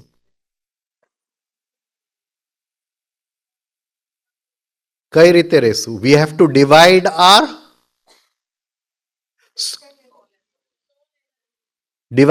અટેન્શન. ડિવાઈડ આર અટેન્શન એટલે હું ચા પીઉં છું, હા, 90% અટેન્શન ચામાં બરાબર ભરપૂર છે કે હું ચા પીઉં છું. એની સાથે હું અનુભવ એક એક્સ્ટ્રા લઈ રહ્યો છું કે હું ચા પી રહ્યો છું. જેમ હું પિક્ચરમાં જોઉં છું, હું મારી જાતને જોઉં છું. આ અટેન્શનને ડિવાઈડ કરવો પડે. આ અટેન્શન જો ડિવાઈડ થશે તો હું ધીમે ધીમે જાગૃતિની સ્થિતિમાં રહીશ. અને એની માટે ક્ષણ ક્ષણ ભેગું કરવું પડે. આ રહેતું નથી. હમણાં તમે કરવા જશો તો ખોવાઈ જશે, ફરીથી કરવા જશો ફરીથી ખોવાઈ જશે. એટલે ગંગા સતી કહે છે કે વીજળીના ચમકારે મોતીડા પોરાવજો પાનવાય. એ કે અમે વિછિન્નવતે, ભલે તું મળતો નથી, અમે ડગલે ડગલે એક એક કણ ભેગું કરતા જાય છે. અને એક દિવસ અંદર જાગૃતિનું આખું એક ડેમ આવશે, અમે તને જોઈ શકશું. એટલે એમ કઈ ગોપીઓ કઈ ગભરાય એવા નથી. આ સમજાય છે? એ કહે છે કે અમે વિછિન્નવતે, અમે ચણતા જાય છે, ચણતા જાય છે. ભલે દિશાઓમાં, ખોટી દિશાઓમાં અમે શોધીએ છીએ તને.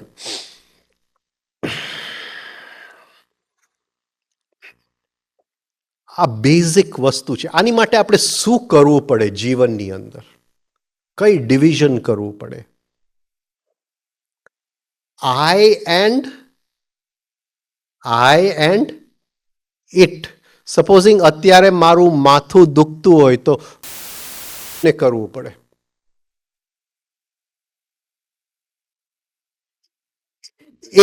ઇટ માથું એનું દુખે છે, હું જોવા વાળો છું. હું જોવા વાળો છું. આ સમજાય છે? સેપરેશન. અચ્છા, હવે આની અંદર એક ટેકનિક છે અને એમાં જો ગોટાળો થઈ ગયો તો ગોટાળો થઈ જશે. કેટલું અટેન્શન આ જગ્યાએ ને કેટલું અટેન્શન આ જગ્યાએ. આ જાગૃતિની સ્થિતિ માટે કેટલું અટેન્શન આ જગ્યાએ ને કેટલું અટેન્શન આ જગ્યાએ. જો હું ચાય પીતો હોઉં તો 90% અટેન્શન ચામાં, ખાલી 10% મારી ઉપર. એટલે જીવનના હર પ્રસંગની અંદર 90% આપવાનું છે. 10% અંદર આપશું તો ધીમે ધીમે જોવા વાળો ઉત્પન્ન થશે. આને સાક્ષી કહેવાય. You have to divide every experience into I and it. અપમાન થયું તો ઇટનું અપમાન થયું, હું જોવા વાળો છું. હા, રાઈટ. આ જો પકડાય તો એ જાગૃતિની સ્થિતિ છે. હવે આપણે બધા પૂજા કરીએ, મંત્ર કરીએ, આ કરીએ. એ આપણે જો સ્વપ્નમાં હોય તો એ આપણને મદદ કરી શકે? એ આપણને મદદ કરી શકે નહીં. કારણ કે એ જે આવે છે એ તુરિયામાંથી જાગૃતિમાં આવી શકે, પણ તુરિયામાંથી સ્વપ્નમાં ન આવી શકે. એટલે મંદિરમાં મારા દર્શન કરવા હોય તો કઈ રીતે કરવા પડે? જો રિયલી કરવા પડે તો આ મૂર્તિનું દર્શન કઈ રીતે કરશું આપણે? હા, તો કઈ રીતે બોલો? એટલે 90% ધ્યાન મૂર્તિમાં આપશું અને 10% કે હું મૂર્તિ ઉપર ધ્યાન આપી રહ્યો છું. આ સ્થિતિમાં જો હું મૂર્તિના દર્શન કરીશ તો એ દર્શનનું મને કંઈક મળશે. પણ હું આમ જ અંદર, હું ટોટલ તારી અંદર રત છું તો મને કંઈ મળવાનું નથી. આ જાગૃતિનો લક્ષણ છે. પૂજારી કંઈક શ્લોક બોલે છે, એ શ્લોકના જે મંત્રના પડઘા છે એ મારા પ્રાણ ઉપર પડે છે, પણ એ જો મારે લેવું હોય તો આ જાગૃતિની સ્થિતિમાં હું લઉં તો એ મને અસર કરશે, બાકી એ અસર કરવાના નથી. એટલે આ સ્થિતિ જરૂરી છે. હા, જ્યારે આપણે આ મૂર્તિ જોઈએ છે, આંખ બંધ કરી, એનો ઉલટું અંદર ફોટો બને છે, એ ફોટો બને છે, અંદર કંઈક રસાયણ ઉત્પન્ન થાય છે, એક સ્થિતિ ઉત્પન્ન થાય છે, પણ જ્યાં સુધી આ સ્થિતિ નહીં હોય ત્યાં સુધી એ આપણે પકડી નહીં શકીએ.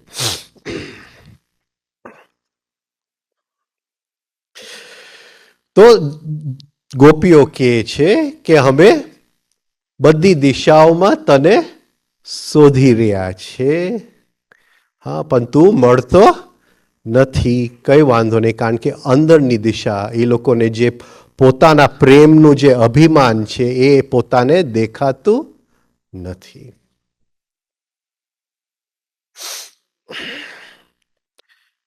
Pious ego. Pious ego. હું સારું કરું છું એનો, હું દાન આપું છું એનો અહમ, હું કોઈકને મદદ કરું છું એનો અહમ, હું બહુ સારો વ્યક્તિ છું એનો અહમ. રાઈટ? આ જે અહમ છે એ બહુ સૂક્ષ્મ છે અને બધી દિશાઓમાં શોધવાથી એ અહમ મળવાનો નથી. પણ જો આપણે ચણ આવા ક્ષણો ભેગા કરશું, ધીમે ધીમે વધારે ને વધારે એ સ્થિતિમાં આપણે રહેતા થશું. એ સ્થિતિમાં રહેતા થશું તો ગ્લિમ્સીસ આવશે. કોના ગ્લિમ્સીસ આવશે? તુરિયાના, કૃષ્ણના ગ્લિમ્સીસ આવશે.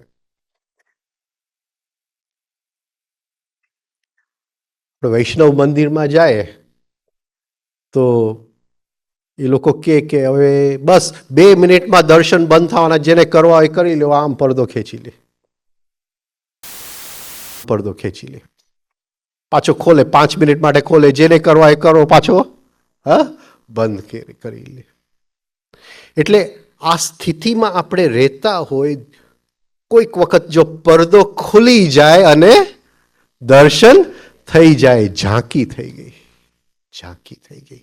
પણ એની માટે ક્ષણ આપણે જાગૃતિ ભેગી કરવી પડે.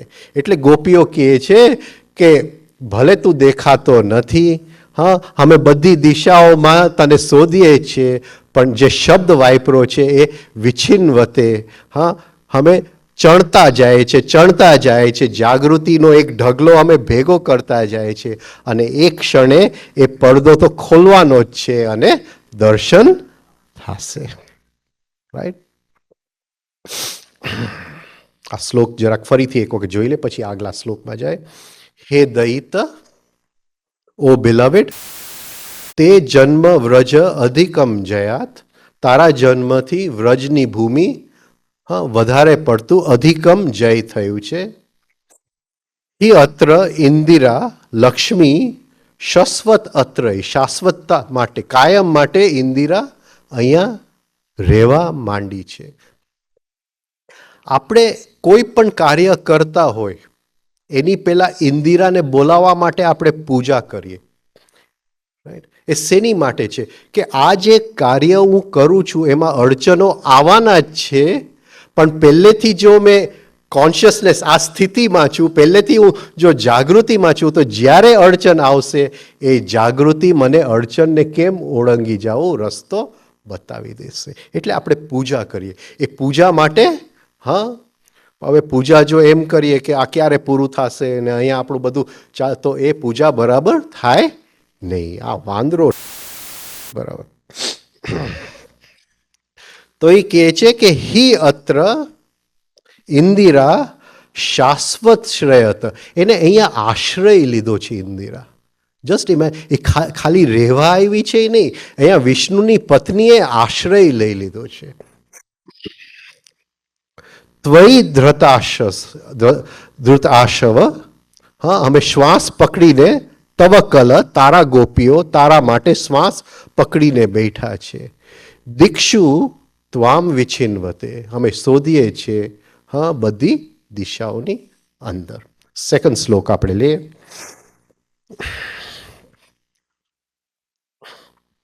હું પેલા વાંચી જાય શ્લોક પછી. શરદ ઉદાશય સાધુ જાત સત સરસિજ જોદર શ્રી મુષાદ્રશા સુરતનાથ તે શુલ્ક દાસિકા વરદ નિગ્નતો નેહ. હે સુરતનાથ. હવે આ બધા સંબોધન ખૂબ ગહેરા છે. જ્યારે આપણે ગીતા વાંચીએ, મહાભારત વાંચીએ, અર્જુને જુદા જુદા નામથી ભગવાનને બોલાવ્યા છે. જુદા જુદા નામથી ઘણી જગ્યાએ કૃષ્ણ, ઘણી જગ્યાએ ઋષિકેશ. આ બધા જે સંબોધન છે એ ખૂબ મહત્વના છે.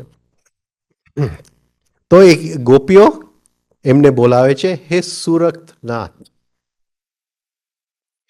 તે અશુલ્ક દાસિકા. અમે તારા અશુલ્ક પગાર વગરની દાસીઓ છે. અમે તારા પગાર વગરની દાસીઓ છે. અમે તમારી બિના મોલની દાસીઓ છે. We are your unpaid maid servants. શરદ ઉદાશય. શરદકાળમાં સરોવરમાં, શરદકાળની જલાશયમાં. સાધુ જાત સત. સુંદરથી સુંદર. સાધુ જાત સત. સુંદરથી સુંદર. Finest, most perfect, beautiful of the beautiful. સરસિજ ઉદર. સરસિજ એટલે કમલ. ઉદર ફૂલ. કમલના ફૂલના ઉદર હૃદયમાંથી જ્યાં બીજ ઉત્પન્ન થાય એનો ઉદર, જ્યાં બીજ ઉત્પન્ન થાય. શ્રી મુષાદ્રશા.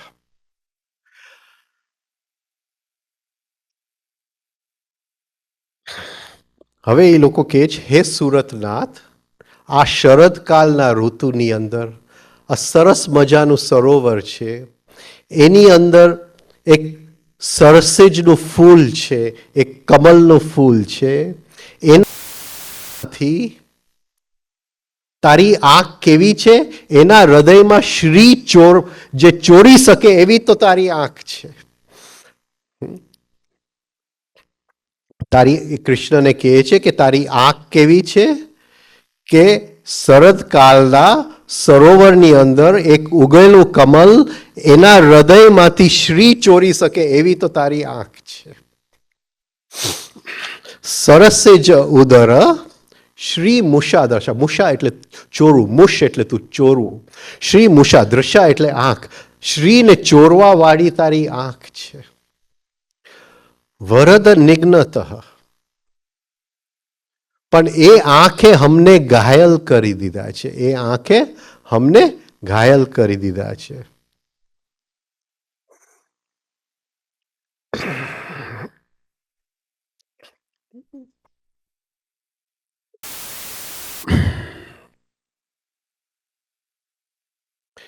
એટલે ગોપીઓ કહે છે કૃષ્ણને કે તારી આંખ તો એવી છે કે કમલના હૃદયમાંથી એ શ્રી ચોરી શકે છે, પણ એ જ આંખે વરદ નિગ્ન. નિગ્નત એટલે ઘાયલ કરી દેવું, મારી નાખવું.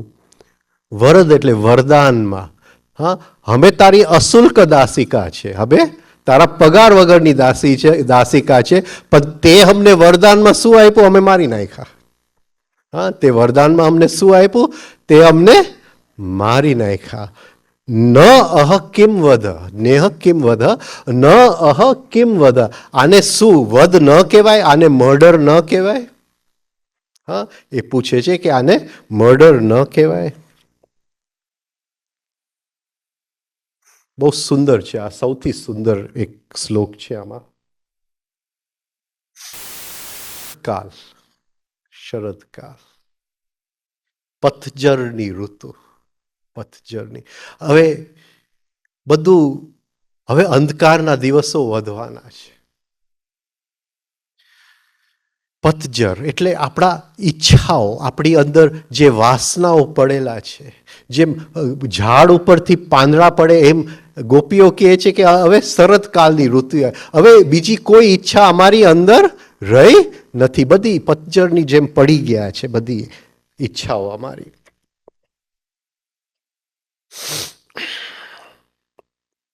ધી ઇક્વિનોક્સ,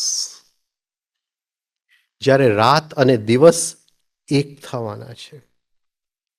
શરદકાલ હમણાં આવશે 21 સપ્ટેમ્બર, શરદકાલની શરૂઆત.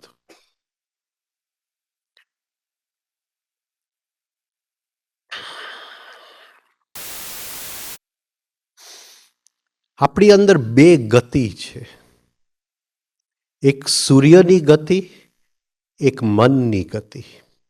મનની ગતિને ચંદ્ર કહેવાય, સૂર્ય આત્માની ગતિને સૂર્ય કહેવાય.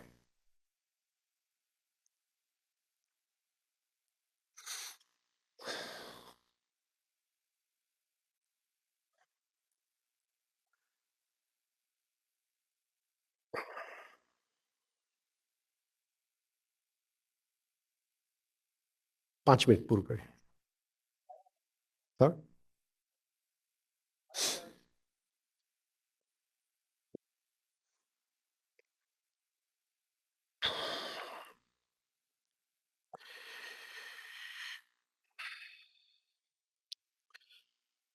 સૂર્યની બે ગતિ છે, ઉત્તરાયણ અને દક્ષિણ.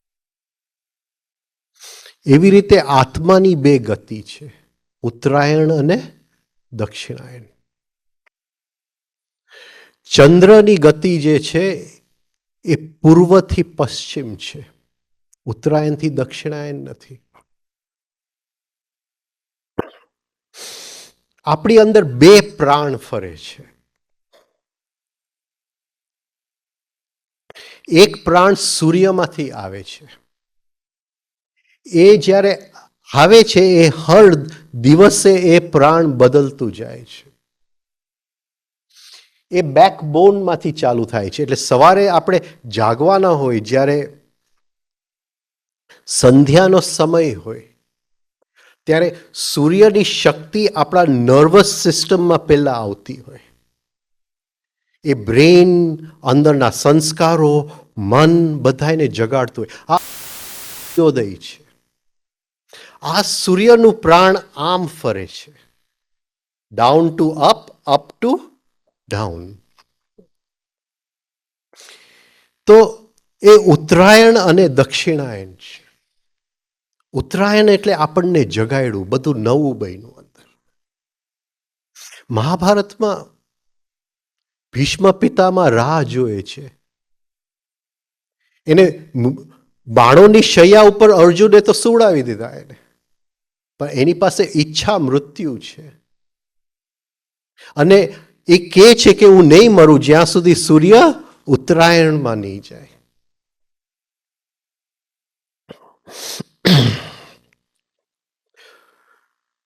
સૂર્ય 6 મહિના પ્રાણ, પૃથ્વી 6 મહિના સૂર્યમાંથી પ્રાણ લે છે અને 6 મહિના મૂકે છે.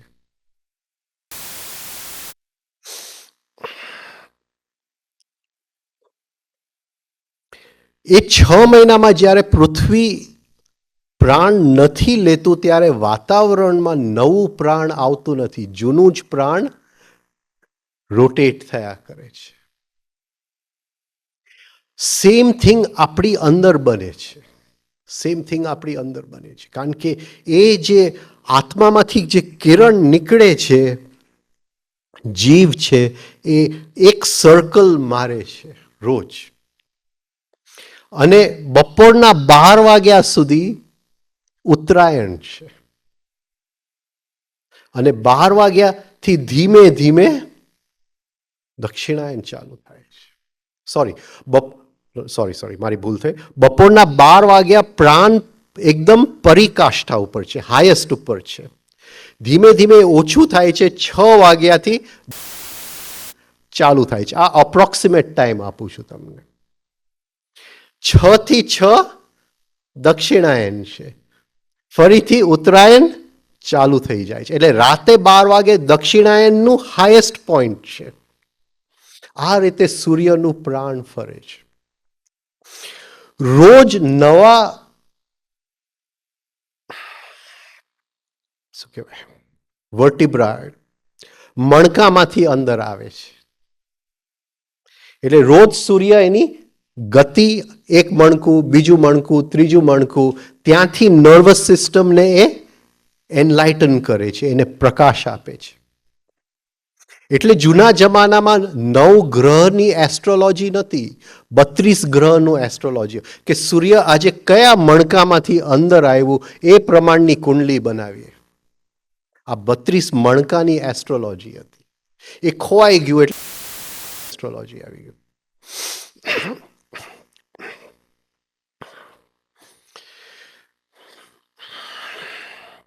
હવે એટલે બપોરે 12 વાગ્યા સુધી જેટલું આપણે મેન્ટલ વર્ક કરવું હોય એ આપણે કરી લેવું જોઈએ, કારણ કે હવે સૂર્ય નર્વસ સિસ્ટમમાંથી બ્લડ સિસ્ટમમાં આવવાનું ચાલુ કરે છે. દક્ષિણાયન એટલે બ્લડ સિસ્ટમ, ઉત્તરાયણ એટલે નર્વસ સિસ્ટમ. એટલે સવારે 6 વાગ્યાથી સૂર્ય ચાલુ થયું, એના કિરણો આવતા જાય છે. 12 વાગે ફૂલ છે, એટલે 12 વાગ્યા સુધી આપણે જેટલું પણ હેવી ઇન્ટેલેક્ચ્યુઅલ વર્ક હોય એ પૂરું કરીએ, અને ધીમે ધીમે સાંજે 6 વાગ્યા પછી કોઈ પણ ઇન્ટેલેક્ચ્યુઅલ વર્ક ન કરીએ. ઇન્ટેલેક્ચ્યુઅલ એટલે બૌદ્ધિક. બૌદ્ધિક.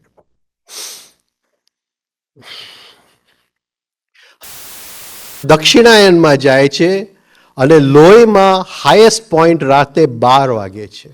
એટલે 12 વાગે રાતે બ્રેઇનનો જરા પણ ઉપયોગ ન કરવો જોઈએ. આ 12 થી 4 જે સમય હતો આપણે ત્યાં, હા, એને એની માટે રાખેલો કે બ્રેઇનનો સેજ પણ ઉપયોગ ન થાય. એટલે એને કહેતા કે આ પ્રેત યોનિનો કાલ છે, પ્રેતોનો કાલ છે. મને યાદ છે કે હું 3 વાગે ઉઠતો તો બધું કરવા માટે, એટલે મારા ગુરુ મને કહે કે 4 વાગે ઉઠવામાં શું વાંધો છે તને? મેં કીધું સાહેબ નહીં, મારે હવે 3 વાગ્યાની આદત પડી ગઈ છે. તો પછી એને 6 મહિના માટે મને મંત્ર આપેલું કે આ મંત્ર બોલીને બધું ચાલુ કરજે, એની પહેલા કરતો નહીં, કારણ કે એ કે 4 એ પીરિયડને આપણે સાચવી રાખવું જોઈએ. હવે સૂર્યનું પ્રાણ આ રીતે ફરે છે, ચંદ્રનું પ્રાણ જુદી રીતે ફરે છે. એ ઈડા અને પિંગલા, એ શ્વાસમાં ફરે છે. અને શ્વાસનું જે પ્રાણ છે એ આમ રોટેટ થાય છે, સૂર્યનું આમ. એટલે નોર્થ ટુ સાઉથ ઉત્તરાયણ, દક્ષિણાયન સૂર્ય, હા, અને ઈસ્ટ ટુ વેસ્ટ ચંદ્ર. એટલે મન. ચંદ્ર એટલે મન. મન હંમેશા પેન્ડ્યુલમની જેમ ફરે છે. હા, આજે સારું લાગ્યું, આવતીકાલે સારું લાગતું નથી. આ મન, the mind follows the law of the pendulum. આજે શેર બજાર ઉપર છે, કાલે શેર બજાર નીચે છે. It follows the law of the pendulum. અને જોવાની વાત એ છે, 9,000 માંથી 10,000 બને છે તો ખુશી થાય છે. હા, પેન્ડ્યુલમ આમ ફરે છે, 10,000 માંથી 11,000 જાય છે તોય ખુશી થાય છે, પણ 11 માંથી 10 આવે છે તો દુઃખ થાય છે. હવે પહેલા 9માંથી 10 ગયું ત્યારે સુખ હતું અને 11માંથી 10 પાછું આવ્યું તો દુઃખ છે. તો એ ને એ જ વસ્તુ આપણને આજે સુખ આપે છે, આવતીકાલે દુઃખ આપે છે. આ મન ઇટ મોડિફાઈઝ. એટલે પતંજલિને કેવું પડે છે યોગ ચિત્ત વૃત્તિ નિરોધ. આ એનું ઈસ્ટ ટુ વેસ્ટ મૂવમેન્ટ ચાલુ જ છે. અને આ આપણે જોઈ શકીએ તો જીવનમાં કોઈ દિવસ દુઃખી થવાનો વારો નથી આવતો. મને ખબર છે કે આ છોકરી સાથે લગ્ન કરું છું, એ આટલી સારી છે, આટલું આ છે, પણ પેન્ડ્યુલમ તો ફરી શકે છે. આજે જે છે એ આવતીકાલે નથી. તો મને દુઃખ નહીં થાય, અરે તું આવી હતી ને હવે તો ચાયનું પણ નથી પૂછતી, હાથે બનાવી લેવું પડે. હા, પણ મને ખબર જ છે પહેલેથી કે this is the quality of the mind. આ એનું લક્ષણ છે.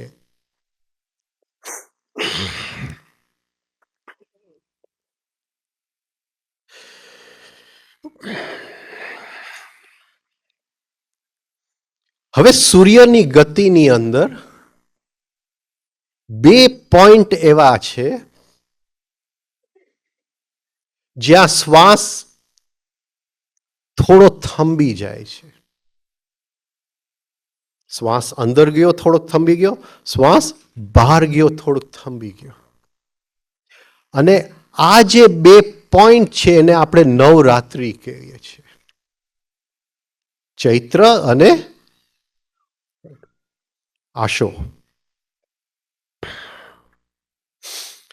હવે ગોપીઓ કહે છે કે શરદકાલની એ થંભવાની પોઈન્ટ હવે આવી ગયું છે. હવે શરદ ઋતુ ચાલુ થઈ ગયું છે.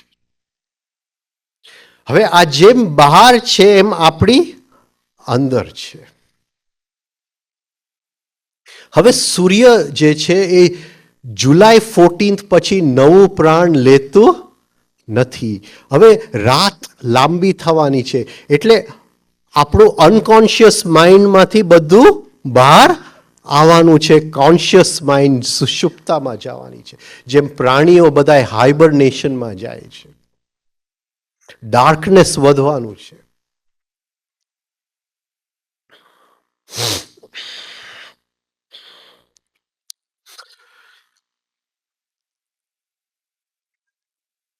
હવે આની અંદર એક વસ્તુ આપણે એડ કરવી પડે, એડ કરવું પડે.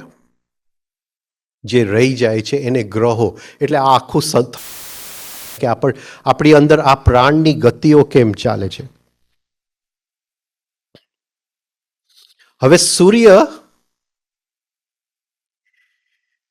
12 રાશિમાંથી ફરતા સૂર્યને 365 દિવસ લાગે, જેને આપણે 1 વર્ષ કહીએ. હા, 1 વર્ષ એટલે શું? પૃથ્વીએ સૂર્યનું 1 ચક્કર લગાડી લીધું, એને આપણે 1 વર્ષ કહીએ.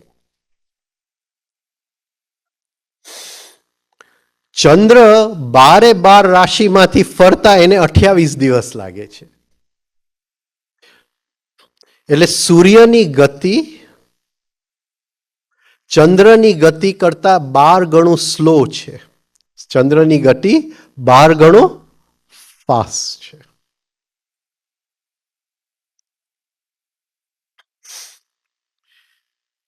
હવે 24 કલાકની અંદર ચંદ્ર 1 રાશિ લગ છે.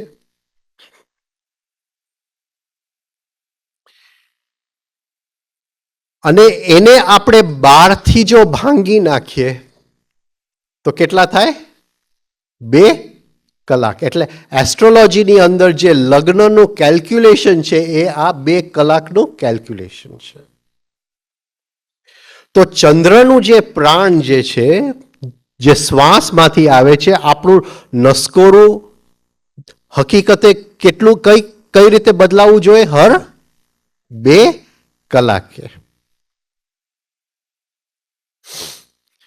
પણ આ ઈસ્ટ અને વેસ્ટ જે મોશન છે એ ચંદ્ર એક દિશામાં ખેંચે છે, સૂર્ય આમ ચાલે છે એટલે બીજા દિશામાં ખેંચે છે, અને બાકીના ગ્રહો બીજી દિશામાં ખેંચે છે.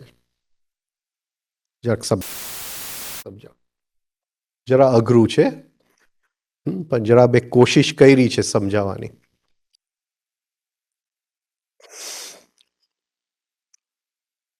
જો ચંદ્રની ગતિ પ્રમાણે આપણા નસકોરા જો ચાલવા ના હોય તો દર 2 કલાકે નસકોરું બદલાવવું જોઈએ.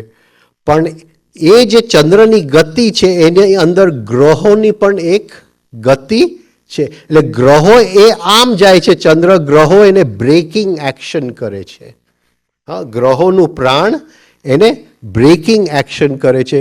એટલે જે 2 કલાકની ગતિ છે એ 1.5 કલાક થઈ જાય છે. એટલે આપણે એ જે 1.5 કલાક ચંદ્રની ગતિ છે એને આપણે ચોઘડિયા કહીએ છીએ.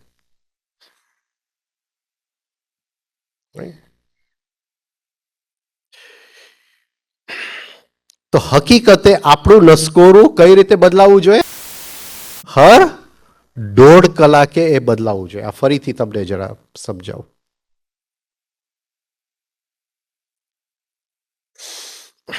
સૂર્ય આમથી આમ જાય છે, ચંદ્ર આમથી આમ જાય છે. ઈડા પિંગલા જેને આપણે કહીએ.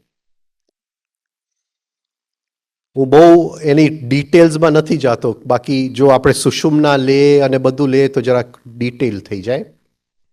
હવે આ ચંદ્રની ગતિ આ 2 કલાકની ગતિ થવી જોઈએ, પણ એની અંદર ગ્રહો પોતાનો ભાગ ભજવી અને ચંદ્રને બ્રેક મારે છે એની ગતિની અંદર, એટલે એ 1.5 કલાક થઈ જાય છે.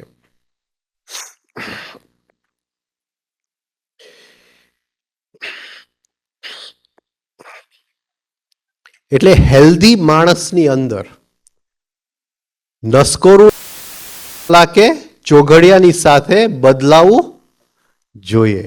એ બદલાતું ન હોય તો ક્યાંક અંદર આપણી અંદર માંદગી છે. આ એક ચંદ્ર અને સૂર્યનું પરફેક્ટ રિધમ છે. પરફેક્ટ રિધમ છે. રાઈટ. હવે શરદ ઋતુ આવી.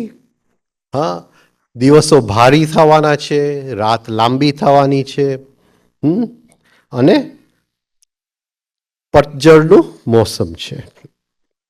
હવે એ કહે છે કે આ જ્યારે રાત લાંબી થવાની છે, તારી આંખ કેવી છે કે એની અંદરથી પ્રકાશ શ્રીને ચોરી શકે એવી તારી આંખ છે.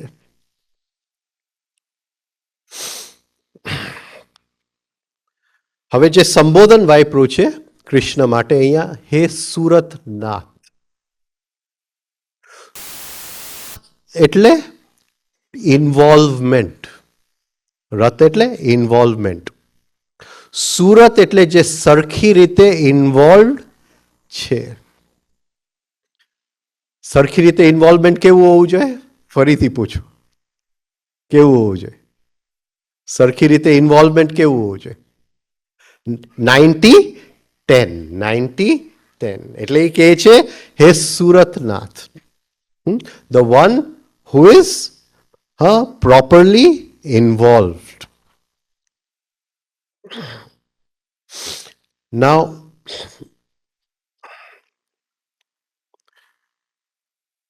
થોડી ગહેરી વાત છે અહીંયા. રત, રતિ, ગોપીઓ એક લાંબી યાત્રામાંથી પસાર થાય છે. જ્યારે કૃષ્ણ ગોકુલમાં આવ્યા, એક નાના બાળક એને વાસુદેવ લઈ આવ્યા, ત્યારે એને જોઈને ગોપીઓની અંદર વાત્સલ્ય ભાવ ઉત્પન્ન થયો.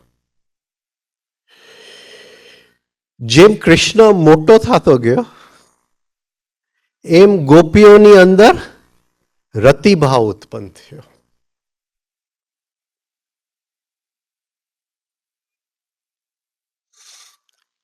હવે એને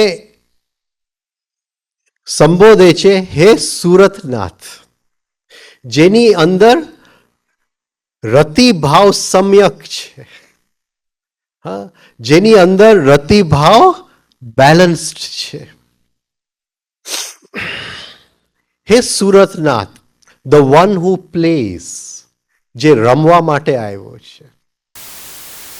તું રમવા માટે આવ્યો છે.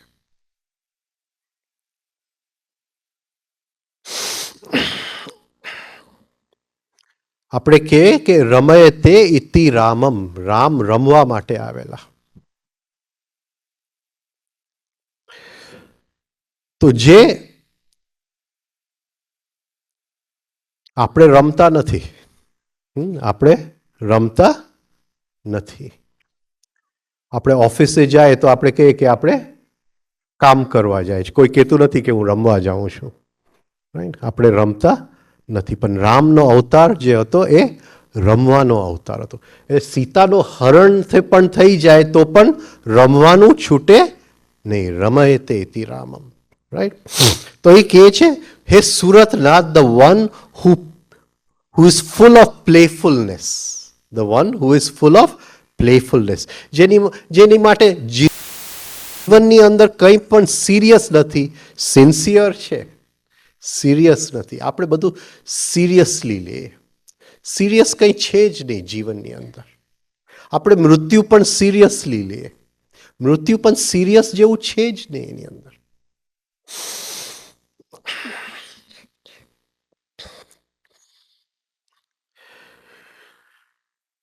મૃત્યુ જો સિન્સિયરલી લઈ શકીએ તો એની અંદરની જે શક્તિઓની રમત છે એ આપણને દેખાય.